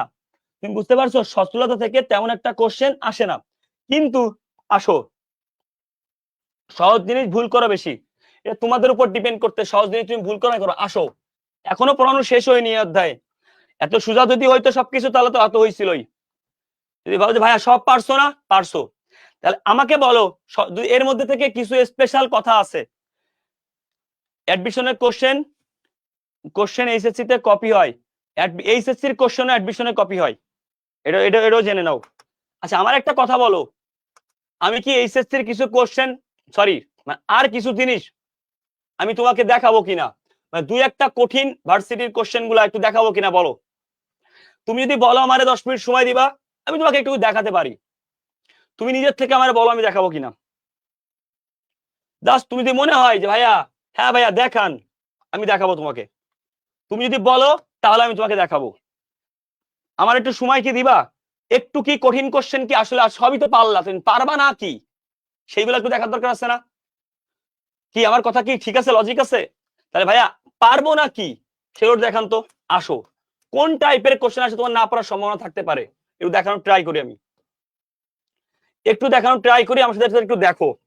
দেখো এই টাইপের কোশ্চেন আসলে বুঝছো লাস্ট মেডিসিনের একদম আপডেট ভার্সনটা আমরা বের করছি, এটা হচ্ছে আপডেট ভার্সন। আমি যেটা পড়াচ্ছি এটা আপডেট ভার্সন না, এটা মানে জাস্ট কোশ্চেন আপডেট নেই আর কি। আচ্ছা তাহলে আসো আমি এবার তোমাকে একটা জিনিস দেখানোর ট্রাই করি। তুমি আমার কাছে এই অধ্যায় থেকে 2টা করে কোশ্চেন প্রত্যেকটা ভার্সিটিতে আসে, 2টা মার্কস যদি আসে ক্লাসে কনফার্ম করে দেবো, তোমাদের থেকে চান্স পা আগাই গেলা। দেখো তো এখান থেকে মিনিমাম 2টা কোশ্চেন প্রত্যেকটা বিশ্ববিদ্যালয়ে আসে, তুমিও জানো আমিও জানি। দেখো এই জায়গায় কি আছে, শেয়ার প্রতি একটা কোশ্চেন আছে, দেখছো? এই দেখো শেয়ার প্রতি একটা কোশ্চেন আসছে না? আছে। কি ইউনিভার্সিটি আসছে? জগন্নাথ বিশ্ববিদ্যালয় আসে। শেয়ার প্রতি আয়, শেয়ার প্রতি আয় তুমি পারো, তাই তোমার পড়ায়নি। কেন পারো? তোমার কি মনে আছে নিট লাভ থেকে অগ্রাধিকার শেয়ার লভ্যাংশ আছে প্রদান করে এত টাকা সাধারণ শেয়ার লভ্যাংশ। তাহলে আমরা কি করি, নিট লাভে থাকলে লভ্যাংশ বাদ দেবো। তাহলে আগে 12 লাখ থেকে এত টাকা বাদ দিব, বাদ দেওয়ার পরে যা থাকবে 12 লাখ টাকা থেকে কত বাদ দিব, আগে 12 লাখ টাকা থেকে বাদ দিব হচ্ছে এটা, আগে অগ্রাধিকার শেয়ার লভ্যাংশ বাদ দিব, যা থাকবে সাধারণ শেয়ার হোল্ডার 1,90,000 দিয়ে ভাগলে শেয়ার প্রতি পেয়ে যাবো। তাই না ভাইয়া? এই কোশ্চেন তোমাকে আমি আগে করাইছি কোন জায়গায়, সেকেন্ড পেপারের 5ম অধ্যায়, সেকেন্ড পেপারের 5ম অধ্যায় আমি তোমাকে করাইছি। আসো আর দেখো গড দেনাদার এই কোশ্চেন করাইছি। খুলনা ইউনিভার্সিটির পরীক্ষা দিবা না, এই যে মোট দেওয়ার অঙ্ক করাইছি। কুমিল্লা ইউনিভার্সিটিতে এই যে তড়িৎ অনুপাত পড়াইছি। এবার তাহলে প্রশ্ন হচ্ছে ভাইয়া তুমি কোথায় ভুল করতে পারো, কোন কোশ্চেন গুলা ভুল করতে পারো, তোমার কাছে কঠিন কি? দেখো আসলে এখন সত্যি কথা বলতে এমন একটা সিচুয়েশনে তুমি চলে আসছো, আল্লাহর রহমতে কঠিন। বিনিয়োজিত মূলধন, যেটা তোমার কাছে পড়তে চেয়েছিলাম, ভেরি ইম্পর্টেন্ট। বিনিয়োজিত মূলধন কাকে বলে, এই কোশ্চেনটা বাকি ছিল। আচ্ছা আসো, একটা আছে বিনিয়োজিত মূলধন অনুপাত, একটা আছে বিনিয়োজিত মূলধন, দুটো জিনিস জানতে হবে, ভেরি ইম্পর্টেন্ট। দেখো তোমরা অনেকে সিরিয়াস না, তাহলে ক্লাস অফ করে দিব, কষ্ট করে লাভ কি? আমি তো কষ্ট করছি, তুমিও করতেছো। বিনিয়োজিত মূলধন, দেখো বিনিয়োজিত মূলধন কাকে বলে? প্রথম কথা হচ্ছে মনে রাখবা বিনিয়োজিত মূলধনের আবর্তনের সূত্র কি? আবর্তন সূত্র, আচ্ছা বলো তো সম্পত্তি আবর্তনের সূত্র কি? সম্পত্তি আবর্তনের সূত্র যা সম্পত্তি আবর্তন, ওই যে নিট বিক্রয় বাই মোট গড় সম্পদ। তাহলে বিনিয়োজিত মূলধনের সূত্র কি? নিট বিক্রয় বাই বিনিয়োজিত মূলধন। তাহলে আবর্তনের ক্ষেত্রে সম্পত্তি আবর্তন আর বিনিয়োজিত মূলধন আবর্তন একই, এটা স্পেশালি মনে রাখবা, ঠিক আছে? ওকে, স্পেশালি মনে রাখবা। তাহলে বিনিয়োজিত মূলধনটা কাকে বলে? তাহলে সূত্রটা ক্লিয়ার, নিট বিক্রয় বাই গড় বিনিয়োজিত মূলধন। তাহলে নিট বিক্রয় কত আছে, এই যে 80,000 টাকা আছে, ভাগ কি বিনিয়োজিত মূলধন কত, 1,06,000। অ্যান্সার এটা আমরা জানি, কিন্তু বিনিয়োজিত মূলধন কাকে বলে, ভেরি ইম্পর্টেন্ট কোশ্চেন। এবার আমরা যাব বিনিয়োজিত মূলধন কাকে বলে। মনে রাখবা বিনিয়োজিত মূলধন মানে কি? বিনিয়োজিত মূলধন মানে, মনে রাখবা বিনিয়োগকৃত মূলধন।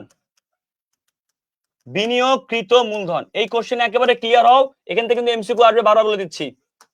আচ্ছা বিনিয়োজিত মূলধন মানে বিনিয়োগকৃত মূলধন, এখান থেকে 3-4 প্রকার এমসিকিউ আসে যা কোনো বইয়ে দেওয়া নেই, ভালো করে শুনে নাও। আচ্ছা এবার আমাকে বলো বিনিয়োজিত মূলধন মানে বিনিয়োগকৃত মূলধন। আচ্ছা বিনিয়োগ কে করে? মালিক করে বিনিয়োগ। একটা মালিক করে, একটা থার্ড পার্টি করে। তাহলে থার্ড পার্টি যে বিনিয়োগটা করে, মালিক করলে মূলধন, থার্ড পার্টি যে বিনিয়োগ করে, তুমি প্রতিষ্ঠানের মালিক, তুমি প্রতিষ্ঠানের মালিক, তুমি একজন প্রতিষ্ঠান, তুমি ব্যক্তি না। তোমার কাছে অন্য মানুষের বিনিয়োগ কি? এক প্রকার দীর্ঘমেয়াদী দায়। কারণ কি বন্ধকি ঋণ, মানে বিনিয়োগ মানে তুমি ভাই এক কথায় লোন নেছো, এক কথায় বিনিয়োগকৃত মূলধন, বিনিয়োগকৃত মূলধন মানে মানুষ তোমার কোম্পানিতে বিনিয়োগ করছে, তোমার একটা দায় না ভাইয়া? তুমি বিনিয়োগ নেছো, তুমি প্রতিষ্ঠান, তুমি নট ব্যক্তি। তুমি বলতে পারো বিনিয়োগ কেমনে দায় হয়? আরে ভাই যেই বিনিয়োগ তুমি পাও, যেই বিনিয়োগ তুমি পাও, তুমি কি পাও? মূলধন পাও, আর তার সাথে দীর্ঘমেয়াদী দায় পাও। তাই বলতে পারি তুমি পাও কি মালিকানা সত্ত্ব বা মূলধন রিলেটেড কোশ্চেন। তাহলে মালিকানা সত্ত্ব বা মূলধন রিলেটেড আর দীর্ঘমেয়াদী দায়, তাহলে মালিকানা সত্ত্ব বা মূলধন রিলেটেড বা দীর্ঘমেয়াদী দায়, এইগুলাই তুমি বিনিয়োগ স্বরূপ পাও। দীর্ঘমেয়াদী দায় কেন পাও? বন্ধক ঋণ, তোমার প্রতিষ্ঠানে কেউ বিনিয়োগ করে তুমি পাও, বন্ড, এগুলো তুমি পাও। তার মানে আলটিমেটলি এই দুটো যোগ করলে বিনিয়োজিত মূলধন হয়ে যায়। আর একটা কথা, বিনিয়োজিত মূলধন বের করার ক্ষেত্রে মোট দায় থেকে যদি তুমি চলতি দায় বাদ দাও, একই কথা, কারণ মোট দায়ের 3টা অংশ, মালিকানা সত্ত্বের একটা অংশ, দীর্ঘমেয়াদী দায়, চলতি দায়। তাহলে মোট দায়ের থেকে চলতি দায় বাদ দিলে তো থাকে কি বিনিয়োজিত মূলধন। কেন? মোট দায় থেকে চলতি দায় বাদ দিলে বাকি থাকে মালিকানা সত্ত্ব আর দীর্ঘমেয়াদী দায়, সেই মালিকানা সত্ত্ব দীর্ঘমেয়াদী দায়কেই বলে বিনিয়োজিত মূলধন। সূত্রগুলো লিখে নাও, লেখার কিছু নেই ভাই, এটা তো খুব কমন সেন্স একটা ব্যাপার। মোট দায় থেকে চলতি দায় বাদ দিলে কি থাকে? মালিকানা সত্ত্ব থাকে আর দীর্ঘমেয়াদী দায় থাকে, আর মালিকানা সত্ত্ব আর দীর্ঘমেয়াদী দায়কে চলতি বিনিয়োজিত মূলধন বলে। বুঝেছো সবাই? সবাই কি ক্লিয়ার হইছো? বিনিয়োজিত মূলধন ক্লিয়ার? সবাই কি বিনিয়োজিত মূলধন ক্লিয়ার হইছো? কথা বলো, ক্লিয়ার কিনা কথা বলো, তোমরা কথা বললে হবে না তো ভাইয়া। তোরা কি ঘুমাই গেছস? আল্লাহ রে আল্লাহ, কি কোস? ঘুমাস না, আর 2-3টা দিন একটু কষ্ট দিবানি, সর্বোচ্চ ঘুমাস না। ঘুমাস না রে, আর কয়টা দিন একটু কষ্ট দিব? মানে তোরা কি লিখতেছস না ঘুমাচ্ছস, কোনটা? এই তোরা কি ক্লাসে আসছস না গিয়েছস? সত্যি মোটিভেশন হারাই ফেলতেছি, কিন্তু আমি নিজেই গতি হারাই ফেলছি তোদের এই ইয়া দেখে। মানে তোদের এই, মানে তোরা কি আসিস নাকি? মানে জোশটা কেন আছে তোদের, মানে নরম হয়ে আছে? মানে তোরা কেন শক্ত না? আমার এটা বুঝা। ঘুম কিসের ভাই এরকম? আমি যদি তোর স্যার দাঁড়ায় থাকতে পারি, তুই বসে থাকতে পারবি না কেন? মানে বল। আজকাল ম্যানেজমেন্ট ভাই, তাহলে অ্যাকাউন্টিং বাদ দিয়ে ম্যানেজমেন্ট ধরি। এই কোশ্চেনটা ক্লিয়ার। আসো, মনে রাখবা বিশেষ দ্রষ্ট, যদি তোমার এখানে ভুয়া সম্পদ থাকে তাহলে বাদ যাবে। ভুয়া সম্পদ থাকে উভয় সূত্র থেকে বাদ যাবে। ভুয়া সম্পদ থাকলে উভয় সূত্র থেকে বাদ যাবে। লিখে নাও, ভুয়া সম্পদ থাকলে উভয় সূত্র থেকে বাদ যাবে। ওকে ওকে, ঘুমানো যাবে না। ভুয়া সম্পদ থাকলে উভয় সূত্র থেকে বাদ যাবে। আসো, বলা হয়, তোমাকে বলা হলে মোট সম্পত্তি 2 লাখ, 2 লাখ, হ্যাঁ 2 লাখ, এবং চলতি দায় 40,000 হলে বিনিয়োজিত মূলধন কত? বলো, বিনিয়োজিত মূলধন কত? বলো দেখি কে পারো। এই কোশ্চেন অ্যান্সার যে পারবা সে লিজেন্ড। হ্যাঁ বলো কে পারো, এবার অ্যান্সার করো। ভাইয়া আমি আবার ভুয়া সম্পদ কেন বাদ জানো? কারণ ভুয়া সম্পদ তো আসলেই তার কোনো বাস্তব ভিত্তি নেই, সেটাকে তুমি তোমার বিনিয়োগকৃত মূলধনকে দেখাতে পারো না, এই জন্য বাদ যাবে। আসিরে ভাই, আসো। আসিরে ভাই, আচ্ছা ফিরে এসেছো ভাইয়া, একটু কষ্ট করো। আর একটা ক্লাস হিসাব বিজ্ঞান শেষ হয়ে যাবে ইনশাআল্লাহ। একটা ক্লাস আছে, আর একটা ক্লাস লাগবে, আজকে একটু কষ্ট করো প্লিজ, রিকোয়েস্ট ভাই আমার প্লিজ। কারণ শেষ করে দিতে আমিও বাঁচি, মানে আমারও চাপ কমে। দেখো, মনে রাখবা, মোট সম্পদ যে কথা, মোট দায় সে কথা। Very important question. তাহলে মোট দায় 2 লাখ, চলতি দায় তো 40। 2 লাখ থেকে 40 বদলে 1,60,000 টাকার নাম বিনিয়োজিত মূলধন। ক্লিয়ার? এই কোশ্চেনের প্যাচটা কি ক্লিয়ার? কোশ্চেন খুব সহজ, তোমার 99% স্টুডেন্ট জানতো না। তোমার 99% স্টুডেন্ট জানতো না। তোমার 99% স্টুডেন্ট জানতো না। দেখো, মোট সম্পদ 1.5 লাখ, 1.5 লাখ, বিনিয়োজিত মূলধন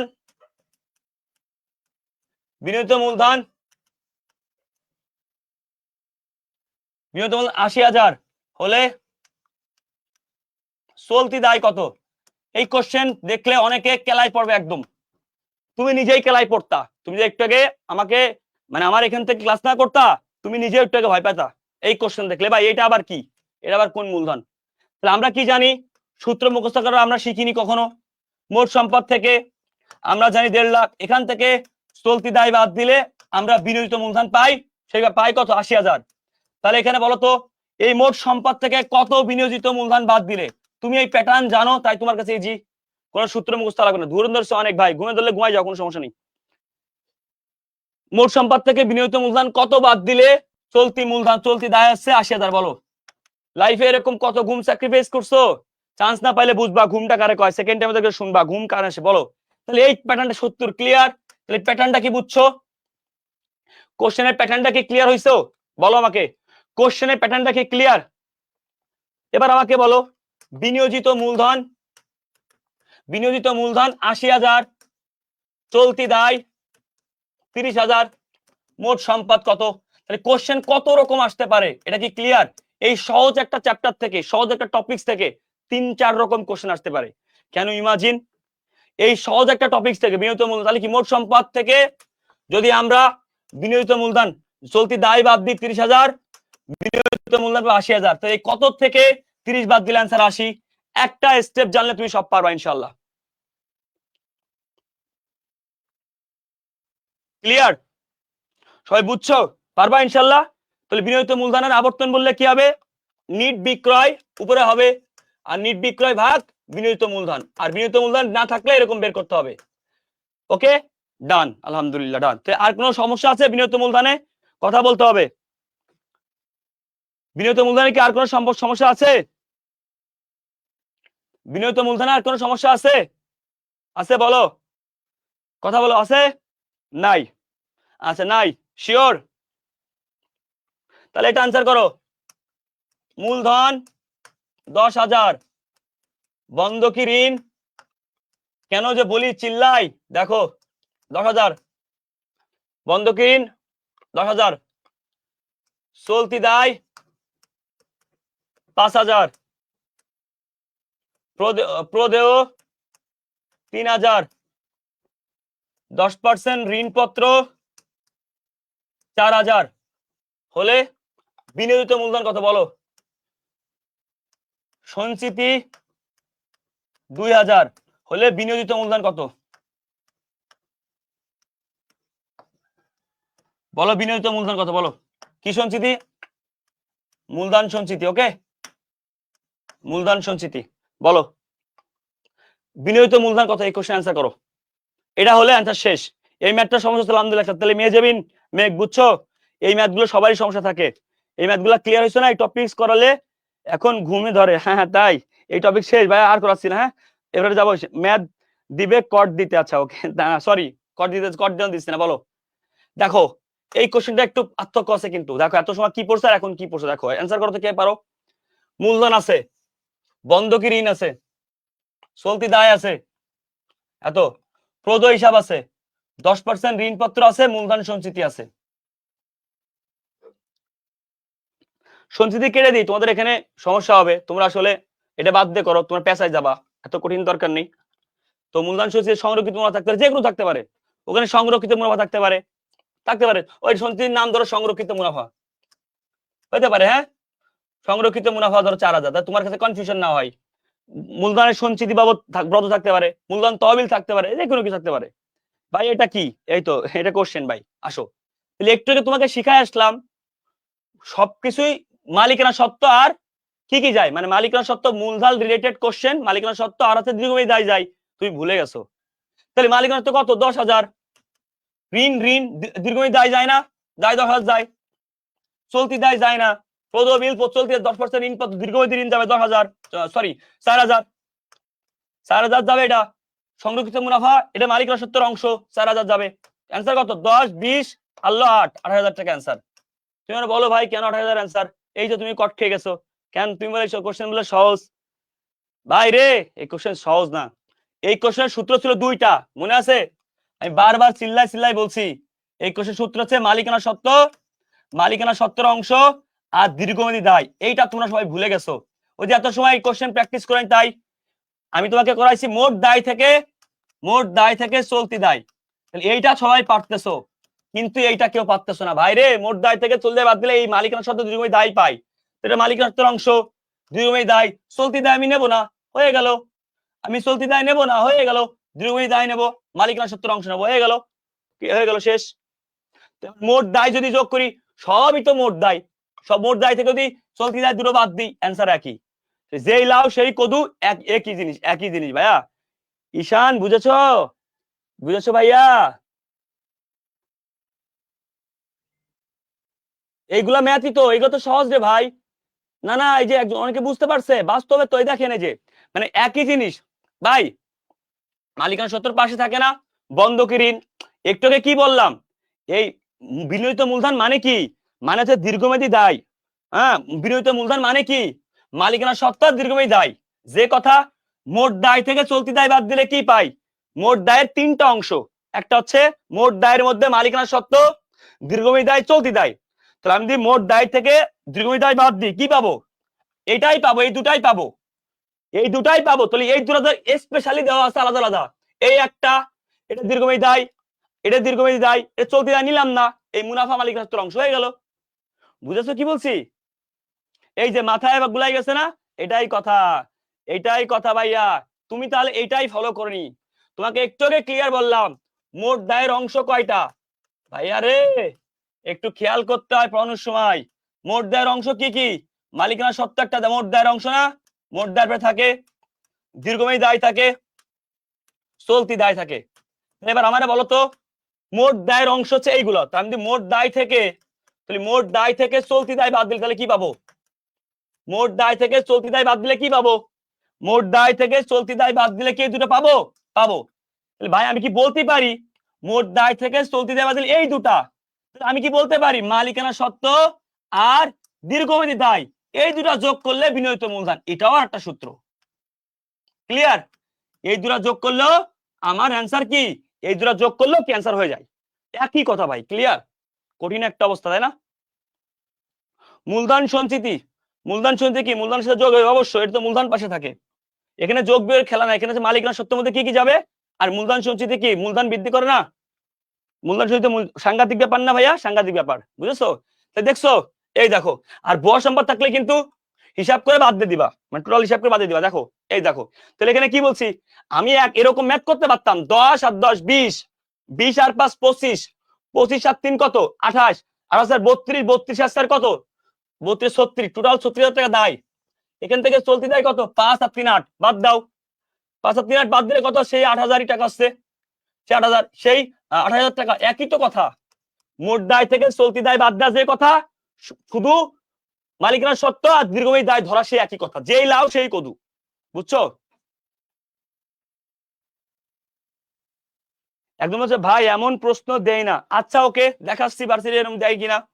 আসেন, আপনি বিনিয়োগ মূলধন খোঁজেন, দেয় কিনা দেখেন। আপনি আর কোশ্চেন খোঁজেন, এক গুসল আসমিন খোঁজে, প্যাসেলি খোঁজতো, দেয় কিনা একটু দেখতো। না দিলে আমি কোথা থেকে পাইছি? এই কোশ্চেন তো একদম ইজি। এইচএসসি তে করেননি এই কোশ্চেন? এইচএসসি থেকে এই কোশ্চেন করেননি নাকি করেননি, কোনটা? এইচএসসি তো করার কথা। এই কোশ্চেন তো অবশ্যই বিনিয়োগ মূলধন, ইজি কোশ্চেন রে ভাই। এই কোশ্চেন গুলো বিনিয়োগ মূলধনের একদম সহজ কোশ্চেন। ওকে ভাই, এই কোশ্চেন তো সহজ কোশ্চেন। আরে আস্তাগফিরুল্লাহ, এরকম করতেছো কেন? এই কোশ্চেন গুলো তুমি করেছো, তুমি গাধার মতো কথা বলো কেন? এইচএসসি তে কোশ্চেন করনি, মাইল লাগাবো কিন্তু একদম। এই কোশ্চেন করনি। মোট দায়, মোট সম্পদ, এখানে কি থাকতো? স্থায়ী সম্পদ, চলতি সম্পদ, দীর্ঘমেয়াদী দায়, আজাপত্র। এখানে কি থাকতো? চলতি দায়, পাওনাদার থাকতো, মূলধন থাকতো, মনে না? এগুলা ভুলে গেছো? সঞ্চয় থাকতো, মুনাফা থাকতো, এগুলা করনি? এগুলা করনি? এসি থেকে এগুলা করনি? এই দুই পাশ থাকতো। এবার কি করতা? এই মোট দায়ের যে পাশ, ওখান থেকে বাদ দিতা চলতি দায় সমূহ। অথবা তুমি কি করতা? এখান থেকে মালিকানা সত্ত্ব অংশ আর হচ্ছে দীর্ঘমেয়াদী দায় দুটো যোগ করতা। একই কথা। এসএসসি ছিল দুই পাশে, এখন লম্বালম্বি। এসএসসি ছিল দুই পাশে, এখন হচ্ছে লম্বালম্বি, ক্লিয়ার? এইচএসসি ছিল দুই পাশে, এখন লম্বালম্বি, বুঝেছো? এইচএসসি এরকম দুই পাশে ছিল, এখন হচ্ছে লম্বালম্বি। এখন কি হচ্ছে? লম্বালম্বি দিছে, এই আর কি। ওকে, এখন দিছি আমি লম্বালম্বি, জাস্ট, আর কিছু না। এই হলো পার্থক্য, আর কোনো পার্থক্য নেই। আমি দিছি লম্বালম্বি, আর কোনো পার্থক্য নেই।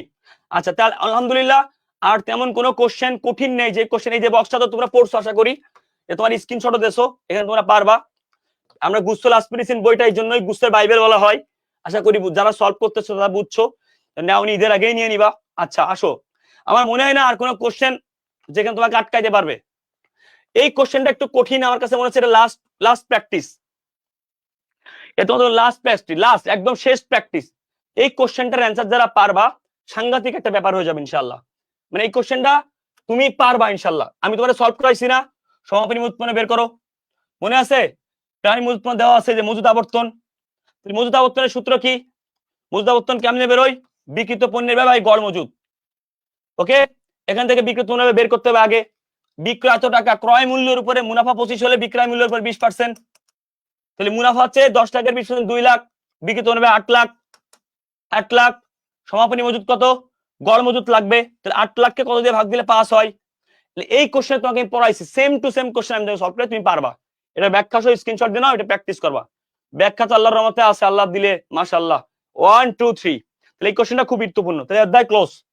এই কোশ্চেন পারবা কেন? আমি সলভ করাইছি আলহামদুলিল্লাহ। আর কেমন কোনো সমস্যা আমার মনে হচ্ছে আল্লাহর রহমতে হবে না, বাকিটা আল্লাহ ভরসা। এই যে শেয়ার প্রতি কোশ্চেন বারবার বলতেছি, কিন্তু নিট লাভ থেকে কি বাদ যাবে?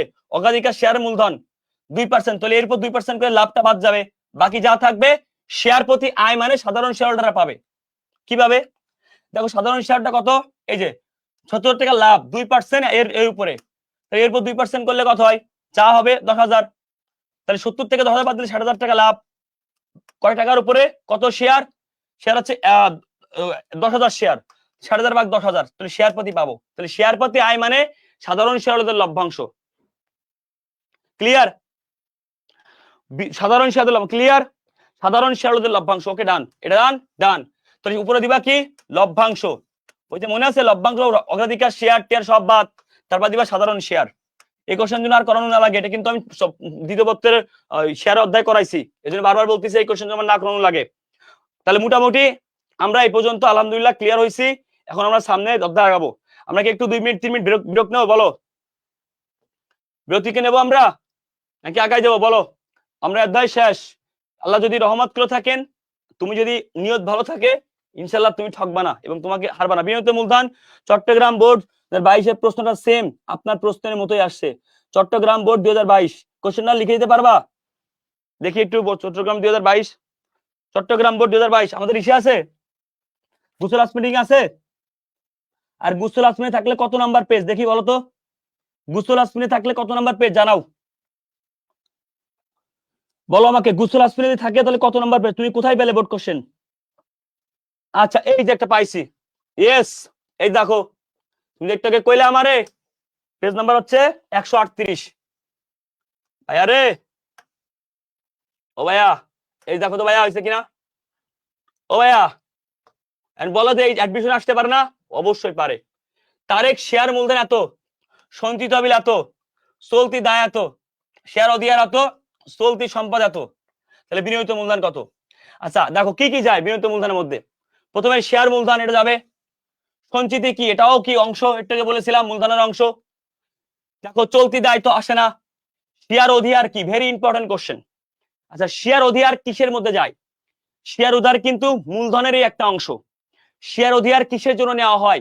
মাই কোশ্চেন ইজ, শেয়ার অধিকার মূলধনের বাবদ নেওয়া হয়, তাহলে এটা হচ্ছে মূলধনের একটা অংশ। এটা মূলধনের একটা অংশ, কারণ এটা মূলধন বাবদ নেওয়া হয়। শেয়ার অধিকার কোনো চলতি দায় না, মূলধন বাবদ নেওয়া হয়। চলতি দায় সম্পদ আসে না, তাহলে কি একটা দুইটা তিনটা পাইছো, হয়ে গেল। তাহলে কত হবে? এই যে একটা দুইটা তিনটা যোগ করতে হবে, শেষ। ক্লিয়ার? বুঝেছো? পাইছো অ্যান্সার? এই যে এরকম কোশ্চেন। ক্লিয়ার? ওকে, ডান ডান ডান ডান ডান ডান, শেষ। ওকে, এটা যে এসএসসি কোশ্চেন, এই কোশ্চেন আসতে পারে, আগে তো দেখা দিলাম আমি। হ্যাঁ, কি শাহরিয়া নিজাম বলেছেন? সরি ভাই, আমার থাপড়ান কেন? থাপড়াবো ভাই? সি সি সি। আচ্ছা এই অধ্যায় ক্লোজ। এখন বলো, যদি তোমাদের বাকি আছে সেকেন্ড পেপার চ্যাপ্টার 7, চ্যাপ্টার 7 বাকি আছে। উৎপাদন অধ্যায় আমার 40 থেকে 50 মিনিট লাগবে, এটা খুব ইজি একটা অধ্যায় আমার কাছে লাগে, 40 থেকে 50 মিনিট। চ্যাপ্টার 10 বাকি আছে, 10 বাকি আছে, 7 বাকি আছে, 10, আর ফার্স্ট পেপার 9 বাকি আছে। এখন তোমরা বলো ক্লাস করবা নাকি স্টপ করবা? তোমাদের ইচ্ছা, তোমরা একটু ব্রেক নিতে পারো, no problem, I have no problem, আমার কোনো প্যারা নেই। কারণ আমার তো কষ্ট করতে হবে, আমার কিছু করার নেই। আমার তো এখন মানে পরিশ্রমের সময়। আমি কেন বলেছি, এই ক্লাসগুলাই সব ভার্সিটির জন্য কাজে লাগবে এবং সব ভার্সিটির জন্য করতে হবে।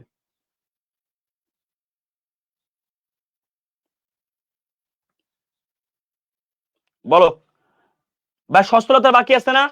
দেখছো সচ্ছলতার কোশ্চেন আসে না বললে চলে। শেয়ার অধিকার কি দীর্ঘমেয়াদী দায়? শেয়ার অধিকার হচ্ছে মূলধনের একটা অংশ, দীর্ঘমেয়াদী দায় এটা মূলধনের একটা অংশ। ওকে, মূলধন একটা কেন অংশ আমি বুঝাই, বা সচ্ছলতার কথা আমি বলতেছি। ওয়েট, সচ্ছলতার ম্যাথ কিন্তু আমরা করেছি একটা অলরেডি। আচ্ছা বুঝাই, খুব মন দিয়ে শুনো। তুমি যখন শেয়ার অধিকার পাইছিলা, মনে করো 500 শেয়ার 10 টাকা দাম, কিন্তু তুমি 500 শেয়ার 20 টাকা করে পাইছো। আচ্ছা তুমি একটা কথা বলো তো, এই শেয়ার যখন তুমি টাকা পাও তখন কি করো? ব্যাংক ডেবিট করো না? ব্যাংক ডেবিট করো। ব্যাংক ডেবিট কত? 500 গুণ 20, মনে আছে? আর শেয়ার আবেদন ক্রেডিট করো, শেয়ার আবেদন ক্রেডিট করো, আসো কত? 500 গুণ 20। এবার যখন সেকেন্ড আবেদন কর্তা শেয়ার আবেদন ডেবিট, ব্যাংক ক্রেডিট, টাকা ফেরত দিতে না? এই যে শেয়ার আবেদন অধিকার নিতা মূলধন বাবদ, তাহলে এটা মূলধনের একটি অংশ। ঠিক আছে? ওকে ওকে ফাইন, ঠিক আছে, আসো। তাহলে বুঝতে পারছো এটা মূলধনের একটি অংশ।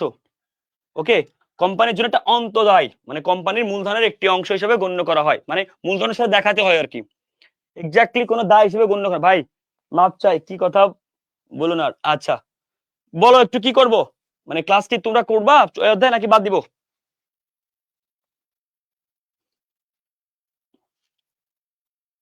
ওকে, আচ্ছা সচ্ছলতার অনুপাতের ক্ষেত্রে তোমাদেরকে একটা কথা বলি। তোমরা এই যে করছো না সচ্ছলতার মধ্যে, আমি তো পড়ছি একটু আগে, দায় সম্পদ দেখালাম না একটা, দায় মূলধন, ওরকম কোশ্চেনই হয়। দায় মূলধনের কোশ্চেনে দেখাইছে, কিন্তু দায় সম্পদ ঠিক ওইভাবে থাকে, বুঝতে পারছো? যে দায় সম্পদ অনুপাত এত, মানে আমি তোমার দেখাই দিই একটু, এই ধরো দায় সম্পদ অনুপাত, দায় সম্পত্তি অনুপাত, এরকম কোশ্চেন বেশি থাকবে। হ্যাঁ, 3:2, এখানে মোট সম্পদ, মোট সম্পত্তি, এই কোশ্চেন পারবা, মানে এই কোশ্চেন এখন ইজি তোমার কাছে। 40,000 হলে মালিকানা সত্ত্ব কত, মালিকানা সত্ত্ব কত, ভালো করে বুঝবা। হ্যাঁ, মোট সম্পত্তি 40,000 হলে মালিকানা সত্ত্ব কত, আসো দেখো খুব ভালো করে বুঝবা। এখানে কত হয়েছে, আচ্ছা সরি, মোট দায়, মোট দায়, এখানে মোট দায় নাকি মোট দায় সম্পদ, আচ্ছা ওকে ফাইন, মালিকানা সত্ত্ব, তার মানে হচ্ছে সম্পত্তি, হ্যাঁ মালিকানা সম্পদ থেকে দায় বাদ দিতে হবে। সরি, মালিকানা সত্ত্ব না, এখানে বের করবো আমরা হচ্ছে একটু দাঁড়াও, মোট দায়, হ্যাঁ মোট দায় 30,000 হলে মালিকানা সত্ত্ব কত, ভালো করে বোঝো।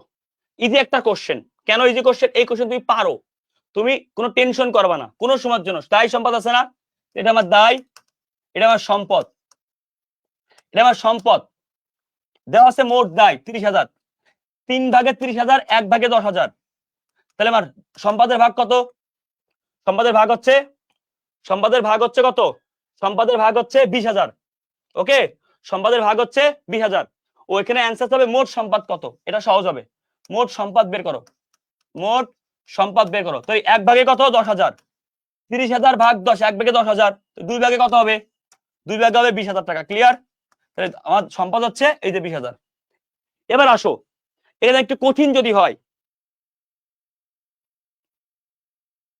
ওকে, আর একটু কঠিন যদি হয় তাহলে কেমন হবে, খুব ভালো করে বুঝো, বিষয়টা খুব ইম্পর্টেন্ট কিন্তু, ঠিক আছে?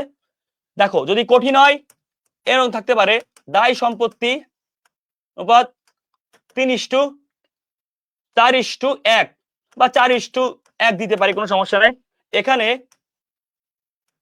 এখানে যদি আমি বলি দায়ের পরিমাণ এবং সম্পত্তি, আচ্ছা ওকে ফাইন, অথবা এই কোশ্চেনে চেঞ্জ করে দিই, বা দায় মূলধন এটা দিতে পারি, ঠিক আছে, আরো সহজ হবে তোমার জন্য। এখানে মূলধন, মূলধন 10,000 হলে, 10,000 হলে কি চাইতে পারে, একে চাইতে পারে দায় কত এবং চাইতে পারে সম্পত্তি কত, এটাও চাইতে পারে, ঠিক আছে, এটা ভেরি ভেরি ইম্পর্টেন্ট। দেখো তো এই কোশ্চেন গুলো কি এখন পারবা না, মূলধন 10 1 ভাগে, এটাতে 1 ভাগ, 1 ভাগে 10 হলে 4 ভাগে 40, তাহলে দায় হচ্ছে 40, মূলধন 1 ভাগে 10, তাহলে দায় হচ্ছে 40, ওই যে দায় হচ্ছে 10, দেখছেন, দায় হচ্ছে 1 ভাগে কত 10,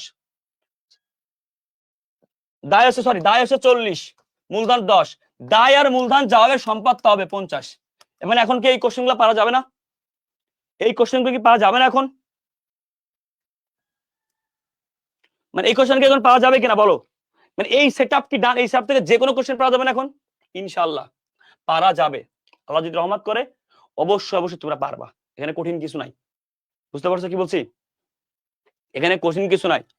তাহলে এখন প্রশ্ন আসতে পারে, প্রশ্ন আসতে পারে ভাইয়া, তাহলে এই যে দায় মূলধন, দায় মালিকানা সত্ত্ব যদি বলে সূত্র কি, উপরে বহি দায় নিচেই মালিকানা সত্ত্ব দিবা, দায় সম্পত্তি বলে উপরে, তাহলে প্রশ্ন আসতে পারে এরকম কিন্তু। হ্যাঁ, দায় সম্পত্তির সূত্র কি, তাহলে উপরে বহি দায় নিচে সূত্র সম্পদ, উপরে দায় নিচে মূলধন, ডেট রেশিও বা ঋণ মূলধনের সূত্র কি, উপরে দায় বা ঋণ নিচে মূলধন, এরকম। হ্যাঁ, যেটা প্রথমে থাকে সেটা উপরে, যেটা প্রথমে থাকবে সেটা উপরে, এখন থেকে ইনশাআল্লাহ এই কোশ্চেন পারবা, এই কোশ্চেন তোমার কাছে কঠিন লাগবে না ইনশাআল্লাহ, বুঝতে পারছো কি বলছি?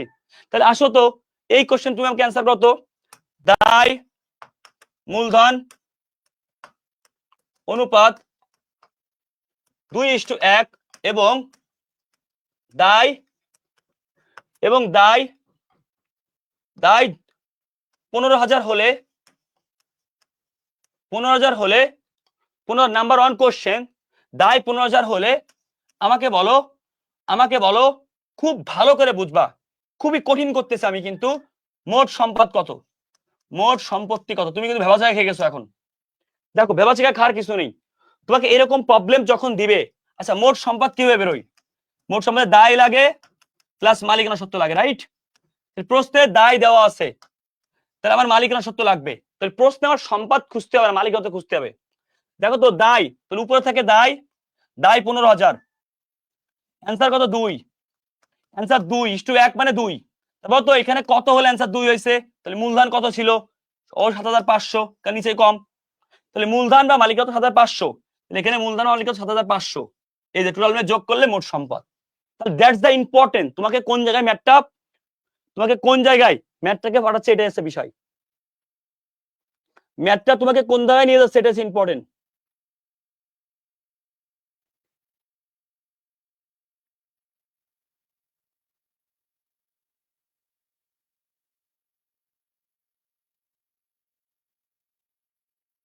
ওকে, thank you so much. Okay, ঠিক আছে, ওকে আসো, তাহলে এই জায়গাটা আমরা ক্লিয়ার করছি, ঠিক আছে। ওকে,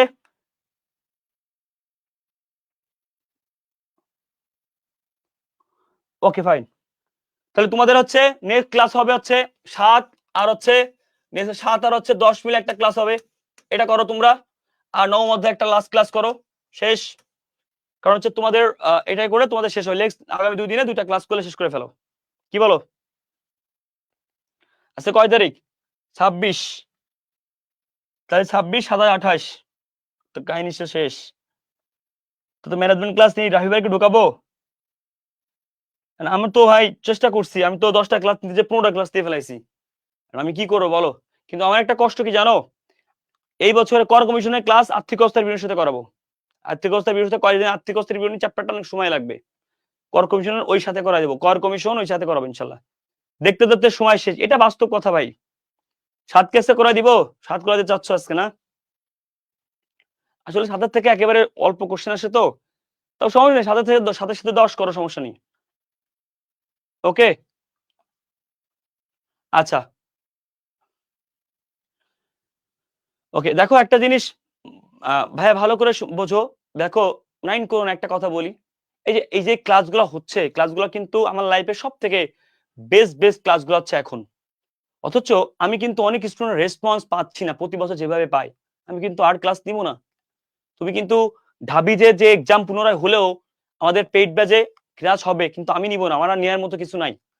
তোমাদের ক্লাস তোমাদের জন্য আমি হ্যাঁ নিতে পারি 1-2টা, কিন্তু আরিফ ভাই হয়তো এমসিকিউ সলভ আবার নেবেন উনি, বাট আমার না এই ক্লাসগুলো কোনো না আর কিছু লাগে না, এর থেকে বেশি পড়লে অটো ওভারডোজ হয়ে যাবে, এইতে এমন ভাবে পড়াইছি আর লাগবে না ক্লাস।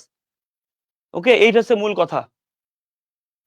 তো এই জন্যই বলি, তোমরা না কোনো জিনিসটা মন দিয়ে শুনো না, এই যে রাত জেগে জেগে তারা কষ্ট করে একটু ক্লাস করছো, তোমার হিসাব বিজ্ঞানটা এমন একটা জায়গায় তুমি নিয়ে গেছো, মানে আসলে বলার মতো না।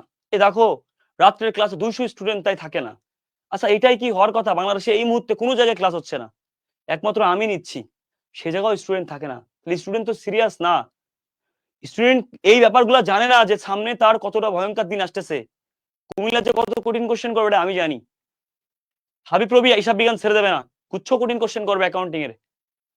এই রকম তোমাদের উচিত ক্লাসগুলো করা, তোমরা নিজেরা প্র্যাকটিস করতে হবে। তাহলে আমার এই ক্লাসগুলো করার পরেও তোমার প্র্যাকটিস করা লাগবে, তাহলে আমি বলবো আমি ব্যর্থ। যদি আমি তোমার এই ক্লাসগুলো করার পরে তোমার প্র্যাকটিস করানো লাগে, তাহলে আমি ব্যর্থ ভাইয়া, এটা ব্যর্থতা ছাড়া মেনে নেওয়ার কোনো উপায় নেই আমার। ওকে, যে তোমাকে বলো যে এই ক্লাসগুলো করার পরও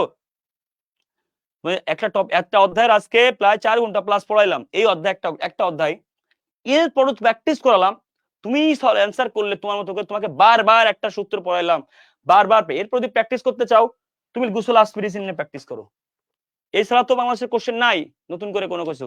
আর আমাদের মডেল টেস্ট বই কিন্তু স্ট্রাকচার শেষের দিকে জানোই তো। সো ঠিক আছে, তোমরা যে বলছো ক্লাস অন্য একদিন নিতে, আগামীকাল একটা ক্লাস দিব, মানে আজকে ভাইয়া ঠিক কনফারেন্স জিরোতে এমন ক্লাস হইলে হয়তো, কনফারেন্স জিরোতে হইলেও ক্লাস করছে না, অনপ্রেজেন্ট হচ্ছে তো, অনপ্রেজেন্টে এমনি যে ক্লাস তাই তোমরা কান্দো, অনপ্রেজেন্টে এমনি যে ক্লাস তাই তোমরা কান্দো। ওকে, ভালো থাকো, সুস্থ থাকো, সবার কাছে দোয়া রইলো।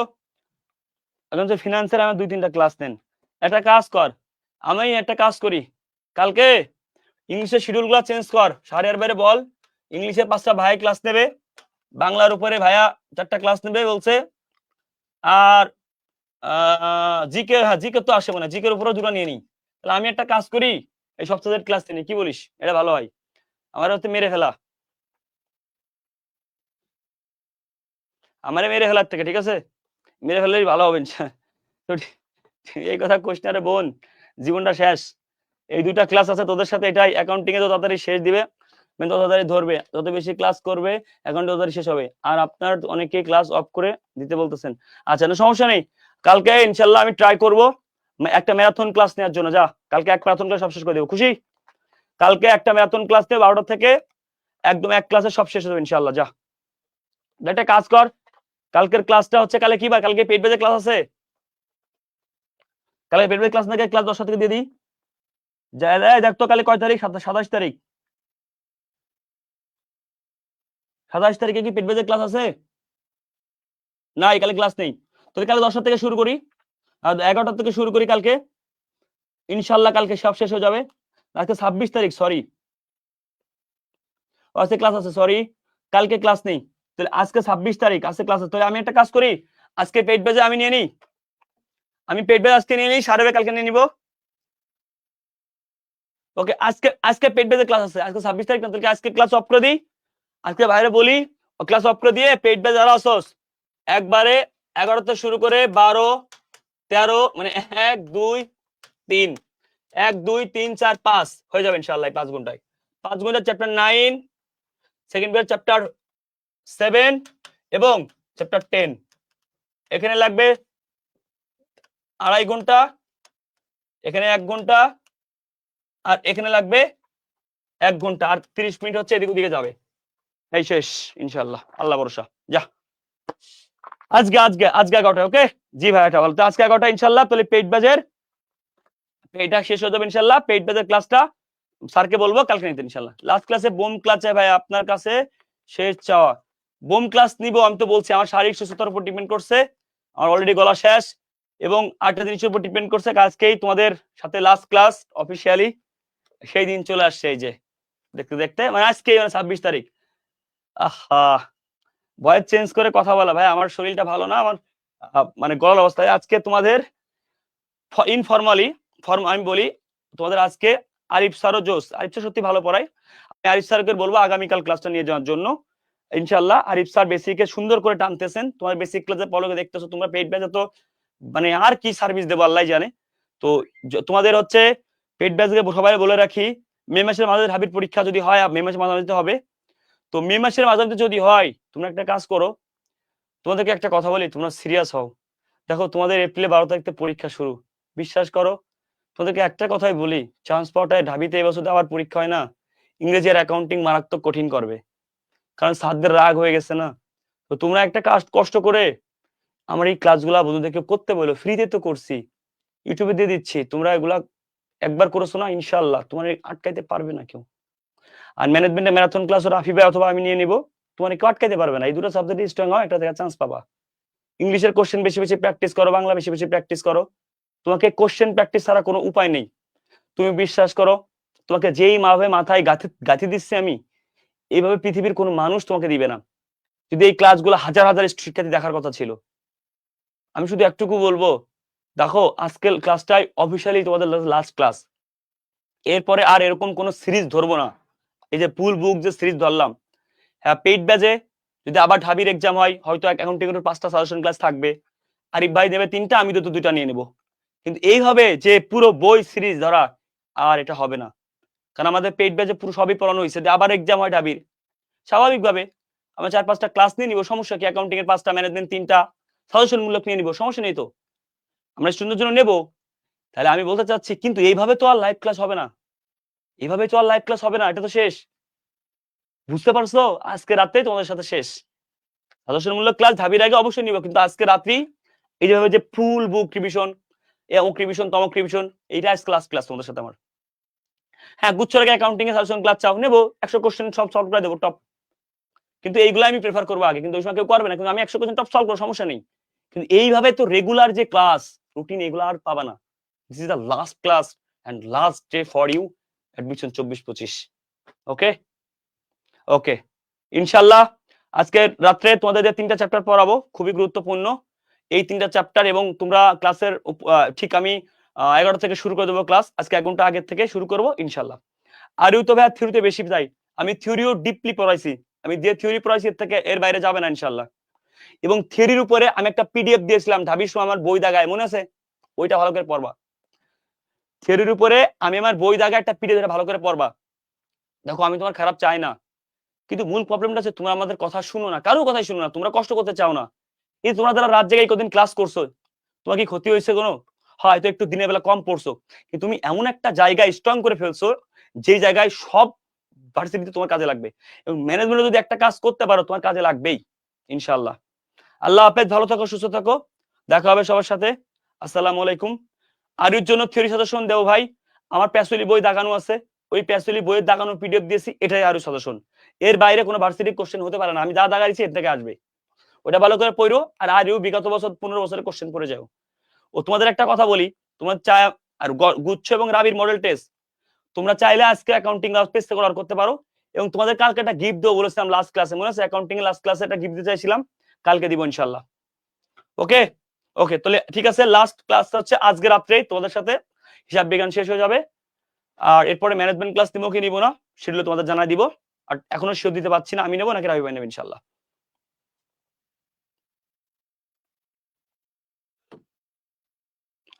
ভালো থাকো সবাই, আসসালামু আলাইকুম। আসসালামু আলাইকুম। কাজী জানাতুল বলছো ভাই আমার কমেন্ট পড়েন, ততদিন পর লাইভ আসছি। আচ্ছা, আর কিছু বলার আছে তোমাদের? এখন তো প্রায় শেষের দিকে চলে আসছি, হয়তোবা আজকে কালকের ক্লাসে জিজ্ঞেস করব, কিন্তু এরকম ভাবে এখন আর জিজ্ঞেস করবো না। ভাই আপনি বোম ক্লাস চাই, তো আমার বোম ক্লাস, আমি যে বোম পড়া এটা তোমার কে বলছে? আমি যে ম্যানেজমেন্ট পড়া এটা তোমার কে বলছে? এটা আমার বলো আগে। তুমি আমার ক্লাস কেন করবা? আমি তো ম্যানেজমেন্ট পড়াইনি কোনোদিন, তোমাদের ব্যাচে তো পড়াইনি, পড়াইছি? তাহলে তুমি আমার ক্লাস কেন করবা? বাট এক সময় পড়াইছি, তো আমার নিজেরও মনে আছে। তো শেষ পর্যায়ে চলে আসছি, তোমাদের সাথে একটা ওই ব্যাচের সাথে অনেক স্মৃতি আসলে থাকবে। সো এতটুকুই বলতে চাই, এই শেষ পর্যায়ে এসে তোমাদেরকে একটা গাইডলাইন দিতে চাই, তোমরা ভেঙে পড়ো না। অনেক স্টুডেন্ট এই বছরের রেসপন্স কম, কারণ অনেকে পড়াশোনা করতেছে না, আমি জানি তোমরা পড়াশোনা করতে, যারা যারা একটু ভালো করে পড়াশোনা করো, সামনের মাসটা তোমার জন্য একটা ভয়ঙ্কর মাস হতে যাচ্ছে। আর ঢাবি যদি পরীক্ষা দেয়, তুমি আবার রাবি গুচ্ছের জন্য ভালো প্রিপারেশন নিবা না, হবে না স্বাভাবিক।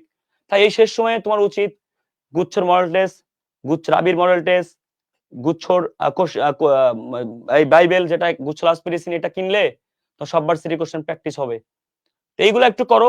আর আজকে রাত 11টা লাস্ট ক্লাস, বইটা শেষ হয়ে যাবে, এটার 400 কত কোশ্চেন প্লাস, আমরা কত প্রায় 400 কত কোশ্চেনে চলে আসছি, দেখো 27, এই তো শেষ। তোমার কোশ্চেনের পরিমাণ হচ্ছে অনলি 537টার মতো, তাহলে আমরা অলরেডি পড়তে পড়তে শেষ পর্যায়ে চলে আসছি।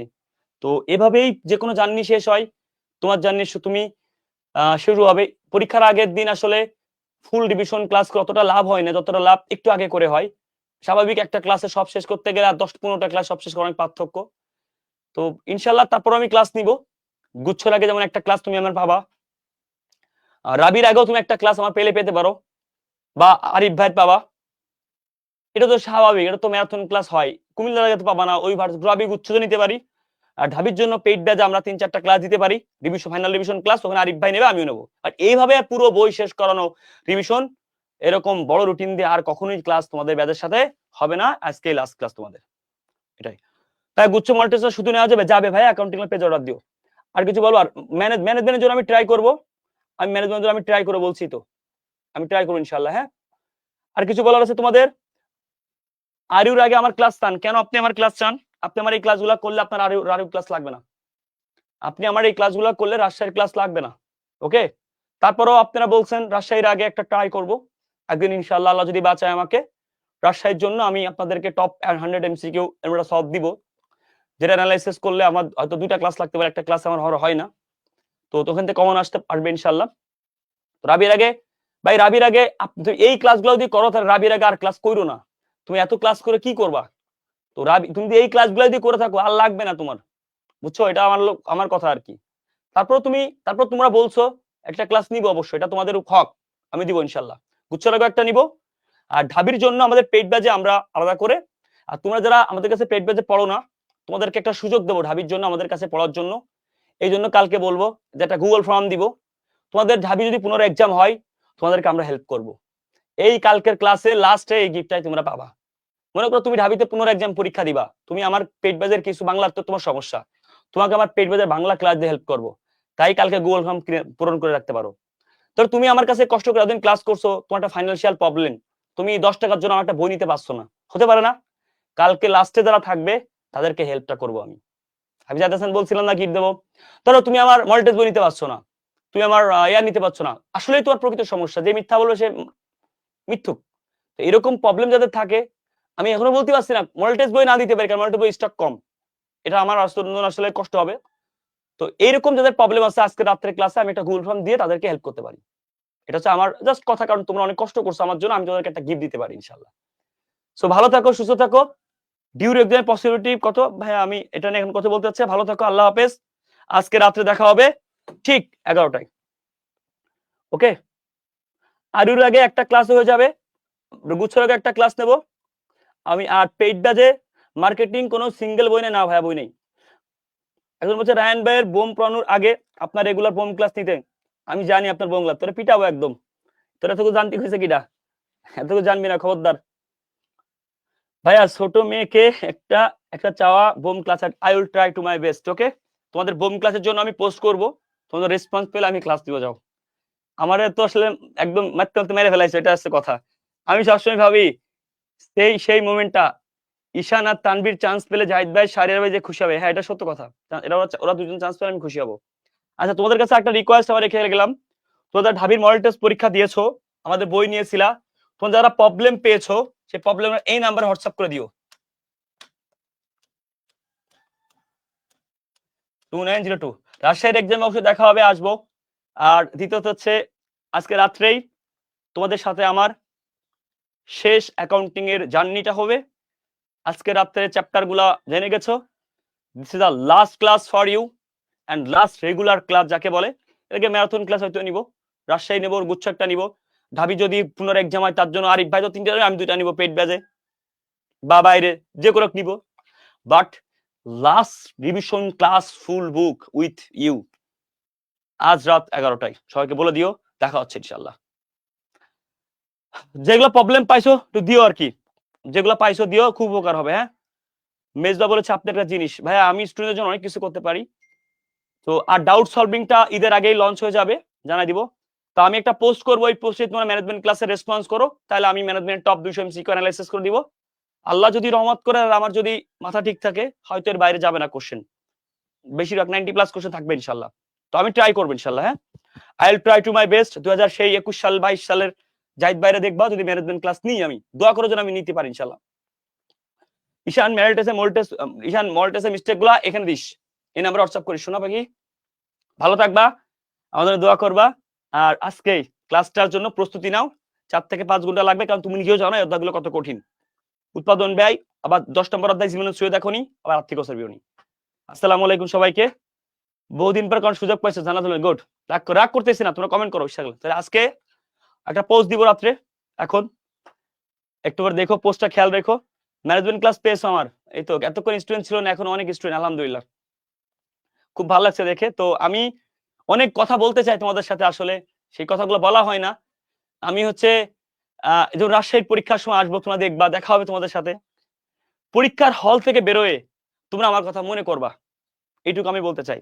যখন পরীক্ষা হল থেকে তোমরা বেরোবা, তখন তোমরা আমার কথা মনে করবা ইনশাল্লাহ, এটা আমি বিশ্বাস করি। পরীক্ষার হল থেকে যখন বেরোবা, এ দেখো একজন কমেন্ট করেছে ব্যাংক রিকনসিলিয়েশন স্টুডেন্ট ক্লাস দরকার, দেখছো ক্লাস নাম্বার 15-তেও কমেন্ট করেছে, মানে ও জানেই না ওই ক্লাস হয়ে গেছে। আমি একটা কথা দিলাম আজকে তোমাদেরকে, তোমরা যারা আমার এই পুরো 15টা ক্লাস 16টা ক্লাস হেল্প করবা, তোমাকে কোনো ভার্সিটিতে কোনো কোশ্চেন আটকাইতে গেলে একটু কষ্ট হয়ে যাবে। তুমি বিশ্বাস করো, আমার লাইফের সেরা ক্লাসের সাক্ষী তোমরা। তোমরা পরীক্ষার হলে প্রশ্ন দেখে আমার চোখে জল মানে খুশিতে চোখে কান্না আসবে অ্যাকাউন্টিং এর কোশ্চেন দেখলে। যদি ম্যানেজমেন্ট নিতে পারি ইনশাল্লাহ, 2টা কোশ্চেন দেখে চোখে জল আসবে যে এই মানুষটা কি কষ্ট করছে আমার জন্য। পরীক্ষা হলে প্রতিটা কোশ্চেন অ্যান্সার দেখলে তুমি শুধু বাবা যে খালি সংখ্যাটা মনে চেঞ্জ হয়েছে, জাহিদ ভাই কোশ্চেনটা করছে, তো এরকম ফিলিংসটা তোমার না হয়, তুমি বেরোয় আমার বলবা। যেই মানুষটা তোমাকে একটা আর্থিক বিবরণী বিশ্লেষণের উপরে 40 প্রকার ম্যাথ করাইতে পারে, সেই মানুষটা তোমার জন্য কি পরিমাণ অ্যানালাইসিস করে, কেন ইমাজিন। একটা মানুষ পুরো অ্যাকাউন্টিং বইয়ের 40 প্রকার ম্যাথ আছে কিনা কেউ বলতে পারে না, আর একটা অধ্যায় থেকে 40 প্রকার ম্যাথটা নিয়ে আসলে বের করে, সেই মানুষটা তোমার জন্য কি না করতে পারে, কেন ইমাজিন। এবং একটা সূত্র মুখস্থ করাইছি আমি, 2-1টা মনে রাখতে বলছি, কিন্তু মুখস্থ করাইনি। তোমার জন্য আমি ভাবতে ভাবতে আমি শেষ। তো এই হচ্ছে বিষয়। সো ঠিক আছে, ভালো থাকো, সুস্থ থাকো। আসসালামু আলাইকুম। সবার জন্য দোয়া রইলো। ওকে, আর কিছু বলার আছে তোমাদের? তোমাদের কিছু বলার থাকলে তোমরা কল দিতে পারো। এটাই মানে আমি তো আগের দিন কল ধরিনি, আমি একটু 10টা মিনিট টাইম দিতে, অত কালকে রাত্রে সেরির টাইম হয়ে যেতে পারে। এখন সময় তো সময় আছে, তোমাদের কিছু বলার থাকে তোমরা এখানে কল দিতে পারো, কারণ কালকে রাত্রে সেরির টাইম হয়ে যেতে পারে, তখন আমার কিন্তু লাইভটা দিতে হবে। যদি কিছু বলতে চাও, মানে তোমাদের যদি কোনো ফিলিং মানে আসলেই বলতে চাও যে কথাগুলা যেগুলো তোমার জন্য এবং সবার জন্য ইম্পর্টেন্ট, বা এতটুকুই বলবো, তোমার যদি কিছু বলার থাকে এই জায়গাটা নামবে কল দিতে। আমার কাছে মোবাইল আছে, এটা অফিসিয়াল, আমি ধরবো এখন, তোমার কথা শুনবো। আমি 10টা মিনিট আজকে তোমাকে টাইম দিলাম, কারণ তোমরা কষ্ট করছো, যারা শুরু থেকে ক্লাস করছো, সেই এমন ব্যক্তি কল দিবা যে শুরু থেকে মোটামুটি 15টার মধ্যে 12টা 13টা ক্লাস করছো। এইচডব্লিউ গ্রুপে পোস্ট করবা, জি এইচডব্লিউ মাস গ্রুপে পোস্ট করবা, এটা আমি চাই তোমাদের কাছে। অ্যাকাউন্টিং ক্লাস গ্রুপে I am waiting for you. এখনো আসছে না, 01706029902। দেখি কোন ভাগ্যবান ব্যক্তি দেয়। আমি সর্বোচ্চ 2 থেকে 3 জনের কল নিব, একজন মেয়ে একজন ছেলে। যেহেতু আপনার দেখা হয়েছিল, ভাইয়া নাম বলতে পারিনি। হাই হাই রে, তুই নাম বলিস নি? সি, থ্যাংক ইউ ভাইয়া আপডেট দেওয়ার জন্য, থ্যাংক ইউ সো মাচ। এখনো একজনও কল দিচ্ছে না, খুব অপমান। কিরে এই টাকা নেই তোদের পেমেন্ট নাকি? 01706029902। হ্যাঁ এটাই তো। যদি কেউ চাও আমার সাথে কথা বলতে বলতে পারো, আমি আরো 1 থেকে 2 জন টাইম দেবো ইনশাল্লাহ। তুমি এই সুযোগটা নিতে পারো আর কি। হ্যাঁ, ওকে, কথা বলার জন্য মানে তোমার মানে জাস্ট তোমার, আমি ওয়েট করতেছি। এই একজনের কল আসছে, একজনের কল ধরি। হ্যাঁ, কোন ভাগ্যবান ব্যক্তি লাস্টে 97 দেখে কথা শুনি। আসসালামু আলাইকুম। হ্যালো, আসসালামু আলাইকুম। ওয়ালাইকুম আসসালাম। আপু তোমার নাম কি? আমার নাম মাইমুনা আলম। ও কেমন আছো তুমি? বলো আপু, কি বলতে চাও? ভাইয়া, বলার তো অনেক কিছু আছে। সেই 2023 সাল থেকে তুমি কি সেকেন্ড টাইমার? এর সাথে আছি। জি ভাইয়া, সেকেন্ড টাইমার। আচ্ছা, ওকে। ভাইয়া আপনাদের সাথে থেকে এইচএসসি কমপ্লিট করছে। ফার্স্ট টাইমে কিছু নিজের ভুলের কারণে হয় নাই, অনেক কিছু মিলায়া এখন সেকেন্ড টাইমে জন্য প্রিপারেশন নিতেছে। এই যে লাস্ট যে 10 দিনের ক্লাস, ভাই আপনার মতো এইভাবে আর কখনো ক্লাস পাই নাই। এটা আমি কিন্তু বলেছি, জানো, আমার লাইফে সব থেকে বেস্ট ডেডিকেটেড ক্লাসগুলো এই ব্যাচ পেয়েছে। এই ক্লাসগুলো আমি বলেছি এটা। এইভাবে ক্লাস আর কখনো পাই নাই। সেই যে করতেছি, সেই আমার মনে আছে এইচএসসি একটু রাত গুলাতে যেভাবে ম্যারাথন ক্লাস মানে ওগুলা যে এত হেল্পফুল ছিল। ইভেন এই ক্লাস গুলো অনেক বেশি হেল্পফুল ভাইয়া। আজকের এই যে এই চ্যাপ্টারের মানে এই এত ডিপলি কোনোদিন কেউ বিশ্লেষণ করেনি। যেহেতু তুমি 23 সাল থেকে পড়ো, সে ফার্স্ট টাইম সেকেন্ড তোমরা, তুমি অনেক স্যারের কাছে পড়ছো স্বাভাবিক, আর তুই আবার চিনো অ্যাটলিস্ট। তো আমি আসলে জীবনে কোনদিন এত ডিপলি পড়াইনি। মানে আমার জাস্ট একটা জিনিস কি জানো, মানে আমার কাছে মনে হয়েছে যেই বাচ্চাগুলা তোমরা এত কষ্ট করতেছো আমার সাথে রাত জেগে, তাহলে আমি কেন পারবো না? তো আমি আমার লাইফে বেস্টটা দেওয়ার ট্রাই করি। তো এটাও আমি কেন যাচ্ছি যে তোমাদের ব্যাচে আসলে আমার মন মতো কিছু দিয়ে পারি। এই ব্যাচটাকে, তোমাদের ব্যাচটা অনেক কিছু থেকে বৈষম্য শিকার হয়েছে। এই জন্য আমি এই ব্যাচটাকে অ্যাকাউন্টিং এমন করে দিয়ে দিতে চাই, ওরা লাইফে কিছু করে খেতে পারবে ইনশাল্লাহ। এবং যদি আল্লাহ আমাকে ম্যানেজমেন্টও নেওয়া হয়, পরীক্ষার হলে 2টা কোশ্চেন দেখে আমার কথা মনে পড়বে ইনশাল্লাহ। আর কিছু বলতে চাও? দোয়া করবা। ইনশাল্লাহ ইনশাল্লাহ। আজকে রাত্রে কিন্তু শেষ ক্লাস, অবশ্যই থাকবা। আর ভাইয়ের জন্য দোয়া করো যে ভাইয়া সুস্থ থাকে। আমার গলা তো অলরেডি গেছে অর্ধেক। ঠিক আছে, কোন ইনশাল্লাহ ভাইয়া, ইনশাল্লাহ। আর কোন একটা বিশ্ববিদ্যালয়ে চান্স পেলে, এটা খুব স্বাভাবিক বোন, এটা খুবই স্বাভাবিক। তুমি চান্স পেলে সেদিনই সার্থক হবো আমরা ইনশাল্লাহ। হ্যাঁ, ভালো থাকো, কথা হবে। আসসালামু আলাইকুম। আরেকজন কল দিচ্ছে লাস্টে 89। আসসালামু আলাইকুম। কলটা রিসিভ করছিলাম, এটা লাস্ট কল। আমি বলছি 2টা কল ধরবো। হ্যালো, আসসালামু আলাইকুম। আসসালামু আলাইকুম ভাইয়া। ওয়ালাইকুম আসসালাম। আপু বলেন, নাম কি? জি ভাই, আমার নাম আসরিয়া দেবী আদ্রিতা। আচ্ছা, ওকে, বলো। আমি হচ্ছে একজন সেকেন্ড টাইমার। আপনাদের ব্যাচে হচ্ছে এই গুচ্ছ পরীক্ষার পরে ভর্তি হইছি। তো ফার্স্ট টাইমে আমি হচ্ছে অফলাইনে কোচিং করছিলাম প্যারাগনে, কিন্তু আর কি অফলাইনে সার্ভিস আর হচ্ছে আমারও আর কি চেষ্টা ত্রুটির কারণে হচ্ছে ফার্স্ট টাইমে কোথাও হয়নি। তো সেকেন্ড টাইমে হচ্ছে আপনাদের খোঁজ পাইছিলাম, তারপরে ভর্তি হইছি। সেই মে মাস থেকে শুরু করে এখন অব্দি আপনাদের সাথেই আছি এবং জাহাঙ্গীরনগরে শুধুমাত্র পরীক্ষা দিয়েছিলাম। তো সেখানে আর কি ওয়েটিং এ এখন আছি। আলহামদুলিল্লাহ। আর কি সাবজেক্ট আসবে কিনা শিওর না আর কি। তুমি ওয়েটিং এ আছো মানে তুমি সামনের কোনো ভার্সিটিতে মেয়ে ঢুকে যাবে ইনশাআল্লাহ। জি হচ্ছে আমি চেষ্টা করে যাচ্ছি। আর আপনারা যেভাবে হচ্ছে খুঁটে খুঁটে বিশ্লেষণ করে প্রতিটা সাবজেক্টের এবং মানে আমার প্রথমত গ্যাপ ছিল আর কি ইংলিশে। সাকির ভাইয়ের ক্লাসগুলো আর কি খুবই আমাকে সাহায্য করছে আমার হচ্ছে বেসিক ক্লিয়ার করার জন্য। আলহামদুলিল্লাহ, আর আলহামদুলিল্লাহ। আর হচ্ছে অ্যাকাউন্টিং এ আপনার ক্লাসগুলো আমাকে খুবই সাহায্য করছে আর কি আমার একদম পুরাটা গুছায় নেওয়ার জন্য। আর আচ্ছা, এই ওকে। যে ফার্স্ট টাইমে গুছোতে কেন চান্স হয়নি একটু বলো তো আমাকে। আসলে হচ্ছে সত্যি কথা বলবো একদম। মানে যে আমাদের কোচিং থেকে আর কি বলছিল যে রিস্ক নিবা না, নেগেটিভ দাগানোর কোনো দরকার নাই। তো হচ্ছে আমি আর কি কম দাগাইছিলাম। না, গুচ্ছতে কি আমি কি যদি ভুল না বলি, স্টুডেন্ট চান্স না পাওয়ার একটাই কারণ অ্যাকাউন্টিং এর ম্যাথ। জি আমার হচ্ছে একটু ম্যাথে মানে টাইম কম হয়েছিল আর কি, আমি কোনো পরীক্ষা দিইনি আর কি গুচ্ছর মতো করে। হাই হাই, এই কাজটা করছো, এই জন্য তো বারবার বলছি গুচ্ছ মডেল টেস্ট নাও। নিছো মডেল টেস্ট বই নিছো? হ্যাঁ জি নিশ্চয়ই। আমার কেমন একটা লাগতেছে? মডেল টেস্ট জি অনেক ভালো। আর হচ্ছে যে ব্যাখ্যাগুলো দেওয়া আছে এগুলো আমাকে মানে যা যা আমাদের গ্যাপ আছে সেগুলো রিকভার করার জন্য অনেকটা সাহায্য আর করে। প্রোগ্রেস কার্ডটা কেমন লাগতেছে, মানে যখন নিজের ভুলগুলো দেখতেছো, কি রে, আমি এত ভুল করলাম। এটা অনেক ভালো হয়েছে, এরকম কি কখনো কোনো মডেল টেস্ট নেই। ইনশাআল্লাহ, ঠিক আছে। দেখা হবে আজকে ক্লাস ইনশাআল্লাহ। হ্যাঁ, ওকে বোন, আসসালামু আলাইকুম। একটা সিট পেয়ে যাও, দোয়া করি। আচ্ছা, তুমি মেয়ে দুইজন কল দিচ্ছে, তাহলে ছেলে একজন ধরা উচিত। এর ভাই রেকর্ড করছিস কেন? হ্যালো ছেলে, আসসালামু আলাইকুম। আসসালামু আলাইকুম। ও, ছেলে পেয়ে গেছি, তাহলে এটাই লাস্ট ক্লাস। ওকে ভাই, বলো তোমার নাম। আমার নাম ভাইয়া মুশফিকুর। হ্যাঁ, তোমার আইডি তো মানে পরিচিত আমার কাছে। বলো ভাইয়া, কি বলতে চাও? হ্যাঁ ভাইয়া, যা বলা হয়নি। ভাইয়া আমি একদম সেকেন্ড টাইমার। হুম, আমি আপনার সাথে ভাইয়া 2023 সাল থেকেই আছি, মানে এইচএসসি এক্সামের আগে থেকেই আসি।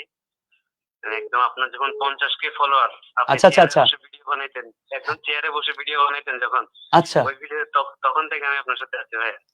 আচ্ছা, তুমি তো 23 সাল থেকে আসো, তার মানে তুমি অনেক কিছু জানো। অনেক কিছু জানি ভাইয়া, অনেক। তার মানে তুমি অ্যাকাউন্টিং লাভার্স এর একদমই মানে অনেক, তোমার ম্যানেজমেন্ট ক্লাসও পাইছো, রাইট? হ্যাঁ ভাই, আমি কিছুক্ষণ আগে একজন কমেন্ট করছিলাম যে ম্যানেজমেন্ট ক্লাস কি রায়হান ভাই নিয়ে আপনি রেগুলার নিতেন, আমি জানি। তো এই তুমি তো আমার ধরাটা খাওয়াইছো। এখন শুনো, আমি বলি, আমি ট্রাই করবো। আমার শরীরের কন্ডিশনের উপর ডিপেন্ড করছে। আরেকটা কথা, তুমি যেহেতু আমাদের সাথে আছো, বর্তমানে আমাদের এআরএস যে টিমটা, এটা তোমার কাছে সিউনিট হিসাবে যে 2 বছর তুমি অনলাইন মার্কেটে ঘুরে বেড়াচ্ছ, তোমার কাছে কেমন মনে হচ্ছে এআরএস টিমটা, যে টিমটা আমরা সাজাইছি পরবর্তী বছরের জন্য, এই টিমটা তোমার কাছে কেমন লাগছে? এবং তোমাদের মেথড সার্ভিসটা কেমন হচ্ছে? আমাদের যে শাওন ভাইয়ের পেট বেঁধে ক্লাসগুলো দিয়ে দিছি, তারপর তোমাদের গুচ্ছ পর্যন্ত পড়াবো, ক্লাসগুলো হচ্ছে, ওভারঅল এই টিচার প্ল্যানটা তোমার কাছে কেমন লাগছে? হ্যাঁ ভাই, এখন আপনাদের তিনটা প্রতিষ্ঠানের যে একটা সম্মিলিত প্রচেষ্টার মাধ্যমে যে এআরএস প্রতিষ্ঠিত হয়েছে, এটা ভাই আসলে মানে আমাদের সি ইউনিট বি ইউনিট এর জন্য অনেক একটা বড় পাওয়া ভাইয়া। কারণ আপনাকে তো আগে থেকে চিনি, এরপর আর্টিকু অ্যাড হয়েছে, এখন এআরএস সেফ অ্যাড হয়েছে। দোয়া করবা ইনশাআল্লাহ যেন আমরা স্টুডেন্ট যেন ভালো কিছু করতে পারি। আর আমার মনে হয় না তুমি 23 সালে আমার এরকম ডেডিকেশন দেখছো। এই বছর তোমাদেরকে যেটা দিছি, সো সেকেন্ড টাইমাররা দেখছো, 3জন কল তো 3জন সেকেন্ড টাইমার। আমি না জি ভাই, এই বছরে জানো বলেই দিয়েছি, রাজশাহী গুচ্ছতে সেকেন্ড টাইম বেশি চান্স পাবে। কেন? যদি মে মাসে ঢাবির পরীক্ষা হয়, ফার্স্ট টাইমের ওদিকে ধাবিত হবে, রাজশাহী গুচ্ছ সেকেন্ড টাইমার দখল করে নিবে। এটা আমি বারবার এটা বলেছি। আমার কথায় কান দিচ্ছে না অনেকে, ফার্স্ট টাইমাররা বুঝবে কেন বলতেছে এইগুলো, যে কষ্ট করতেছে কারা, সেকেন্ড টাইমাররা। ভাইয়া একটা কথা বলতে বলো। চাই, হ্যাঁ, সেটা হচ্ছে যে ফার্স্ট টাইমে আমরা যখন মানে 2023-24 সালে যখন অ্যাডমিশন করতে শুরু করি, তখন ভাইয়া আপনারা অনেক বলছেন যে কি দুই দিকে যাবা না, ইয়েস অফলাইন অনলাইন দুই দিকে yes yes, that's the important. বারবার বলতাম, তুমি যে কোনো একটা রুলস ফলো করো, যে কোনো একদিকে ফলো করো, যেই সাবজেক্টের ক্লাস করো যে কোনো একজনকে ফলো করো। তুমি একাধিক জায়গায় একটা সাবজেক্টের জন্য একাধিক জনকে বেছে নিও না। তুমি একটা সাবজেক্টের জন্য একাধিক বেছে নিও না, একসাথে 3 জায়গা পড়ো না, ফ্রি ক্লাস। তুমি সব কোর্সের ভর্তি হতে পারো, সব জায়গা পড়ো না, কোনো এক জায়গা ফলো করো, এই কথা বারবার বলতাম। জি ভাই, আমি চিটাগাং থেকে, কিন্তু চিটাগাং থেকে বড় ভাইদের কথা শুনে ঢাকা গিয়ে ইউসিতে ভর্তি হয়েছি। ইউসিতে ভর্তি হওয়ার পরে 20,000 টাকা দিয়ে ভর্তি হওয়ার তুমি পরে যেখানে আমার পুরা ভর্তি, ওটা নাম না বলি আমরা, আর আসলে কি বলি আর কি। সো আচ্ছা সমস্যা নেই, মানে আমার পুরো টাইমটাই পুরো ওয়েস্ট। আমি একদম ডোটনায় ছিলাম, আমি আসলে অনলাইন ক্লাস করব নাকি অফলাইন ক্লাস করব, কারণ আমি আগে থেকে আপনাদের ক্লাস করছি। এমন ভাই, আমি সহজতই তোমাকে একটা কথা বলি, তোমার মাধ্যমে সবাইকে মেসেজটা দিই। বাংলাদেশের মানে কি বলবো, সত্য কথা বলতে আমি যে পরিমাণে আমার পেইড ব্যাচে ক্লাস নিই, বিশেষ করে আমি পার্সোনালি, তো আমার মনে হয় না যে কোনো ব্যাচে অনলাইন বা অফলাইনে এত ক্লাস নেই এবং এত অ্যানালাইসিস করাই। তো এই কোশ্চেন অ্যানালাইসিস গুলা স্টুডেন্টের জন্য অনেক ইম্পর্টেন্ট। একটা বেসিক ক্লাস করে তার 2টা কোশ্চেন অ্যানালাইসিস করা উচিত। একটা স্টুডেন্ট একটা অধ্যায়ের উপর যদি একটা ক্লাস করে বেসিক, তার 2টা কোশ্চেন অ্যানালাইসিস করা উচিত। কারণ একটা স্টুডেন্ট সে নিজে পড়তে গেলে কোশ্চেন অ্যানালাইসিস করতে পারে না। তুমি একদম সেকেন্ড টাইমার হিসেবে বুঝছো কেন পরীক্ষার হলে তুমি অ্যান্সার করতে পারোনি, কারণ তোমার অ্যানালাইসিসে কোশ্চেনে পরীক্ষা বাসায় পরীক্ষা প্র্যাকটিস এগুলো দুর্বলতা ছিল, এই জায়গাটা ওরা ফার্স্ট টাইমের ইনশাআল্লাহ রিকভার করে ফেলবে। অনেক ছিল ভাই, আমি ফার্স্ট টাইমে শুধু মানে শুধু পড়ে গেছি, কিন্তু এক্সামটা দিইনি সেভাবে। মানে আমি ভাবছি আমি পারবো, কিন্তু পড়ে গেছি, সব শুধু পড়ছি, কিন্তু এক্সাম দিয়ে নিজের ভুলগুলা সেভাবে যাচাই করিনি। আরেকটা ভুল করছি ভাই, সেটা লাস্ট টাইম এসে বুঝছো, আমি মানে যা পারছি শুধু তা দাগাইছি, 63 মতো মনে হয় দাগাইছি, 48 পাইছি, মানে বাংলা ইংলিশ দাগাই নাই একদম। একদম লাইফে সেরা একটা ভুল করছি। এইবার যেন ভুলটা না হয়, ঠিক আছে? ওকে জি ভাই। ওকে, আসসালামু আলাইকুম, হ্যাঁ ভালো থেকো। আরেকটা একটা কল ধরি, এটা লাস্টে আসছে তো ওই জন্য আর কি না কাটতে পারছি না। আসসালামু আলাইকুম। আসসালামু আলাইকুম ভাইয়া। ওয়ালাইকুম আসসালাম। আপু কে বলছেন? ভাইয়া আমি সাজিদা নাতুল ফেরদো। ও আপনি, হ্যাঁ, আপনার কমেন্ট দেখছিলাম অনেক সময়। বলেন কি অবস্থা? আপনি তো কমেন্ট করতে করতে ফাড়াই ফেলতেছেন একদম, আমি দেখতেছি ল্যাপটপে আর আমি রিপ্লাই দিচ্ছি না ইচ্ছা করে করে। ভাইয়া আমি তো ওই যে বললাম না, বাসার এলাকায় নেট নাই, সেজন্য লাইভ ক্লাস করতে পারি না, তো রেকর্ড করতেছি, তো সেজন্য লাইভ ক্লাস অনেকদিন পরে পাইছি। বলছি আপনার বাসা কোথায়? খাগড়াছড়ি। হাই ভিজেন্টি খাগড়াছড়ি মানুষ, তাহলে তো আপনার ওখানে নেট সমস্যা স্বাভাবিক, খুবই স্বাভাবিক ব্যাপার। তো আপনি খাগড়াছড়ি, ওয়াও, কঠিন একটা অবস্থা। তো আমি খাগড়াছড়ির একটা ঘটনা বলি। আমাদের গত এই যে পেট বেঁধে চান্স প্রাপ্ত স্টুডেন্ট, এই যে জগন্নাথ চান্স পাইছে একটা ছেলে, ও মনে হয় ওর বাড়ি এরকম খাগড়াছড়ি, ও লাইভ ক্লাস করতে পারে না, ও ডাউনলোড ক্লাস করে করে বাইরে একটা ওয়াইফাই দিয়ে ক্লাস করে করে এভাবে ক্লাস করে। ফোনটা কেটে গেছে মনে হয়, আমি সরি। হ্যালো, হ্যালো, আসসালামু আলাইকুম ভাইয়া। ও জি ওয়ালাইকুম আসসালাম। ভাইয়া ওই যে কল দিছিলাম লাইভে, কিছু বলবেন?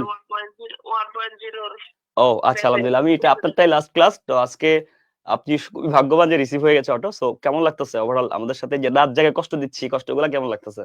আর কষ্ট না ভাইয়া, আসলে আপনার যে আপনি আপনার জন্য ভাইয়া মায়া হইতেছে। একটা স্যার ভাই, একটা ভাইয়ের যে এত কষ্ট করতে পারে ভাই, এমনি মানে পেট বেশি তো, মানে হাজার হাজার টাকা দিল এই রাত বইরা, রাত 12টা থেকে শুরু করে 3টা পর্যন্ত, আবার 3টা থেকে মানে রেস্ট দিয়া সেই রেটা কইরা আবার নামাজ পড়া 5টা থেকে আবার এই সকাল 8টা দেখেন, পর্যন্ত। এইটা ব্যাপারটা কি জানেন, পেইড ব্যাচে তো ক্লাস চলতেছে, রাইট?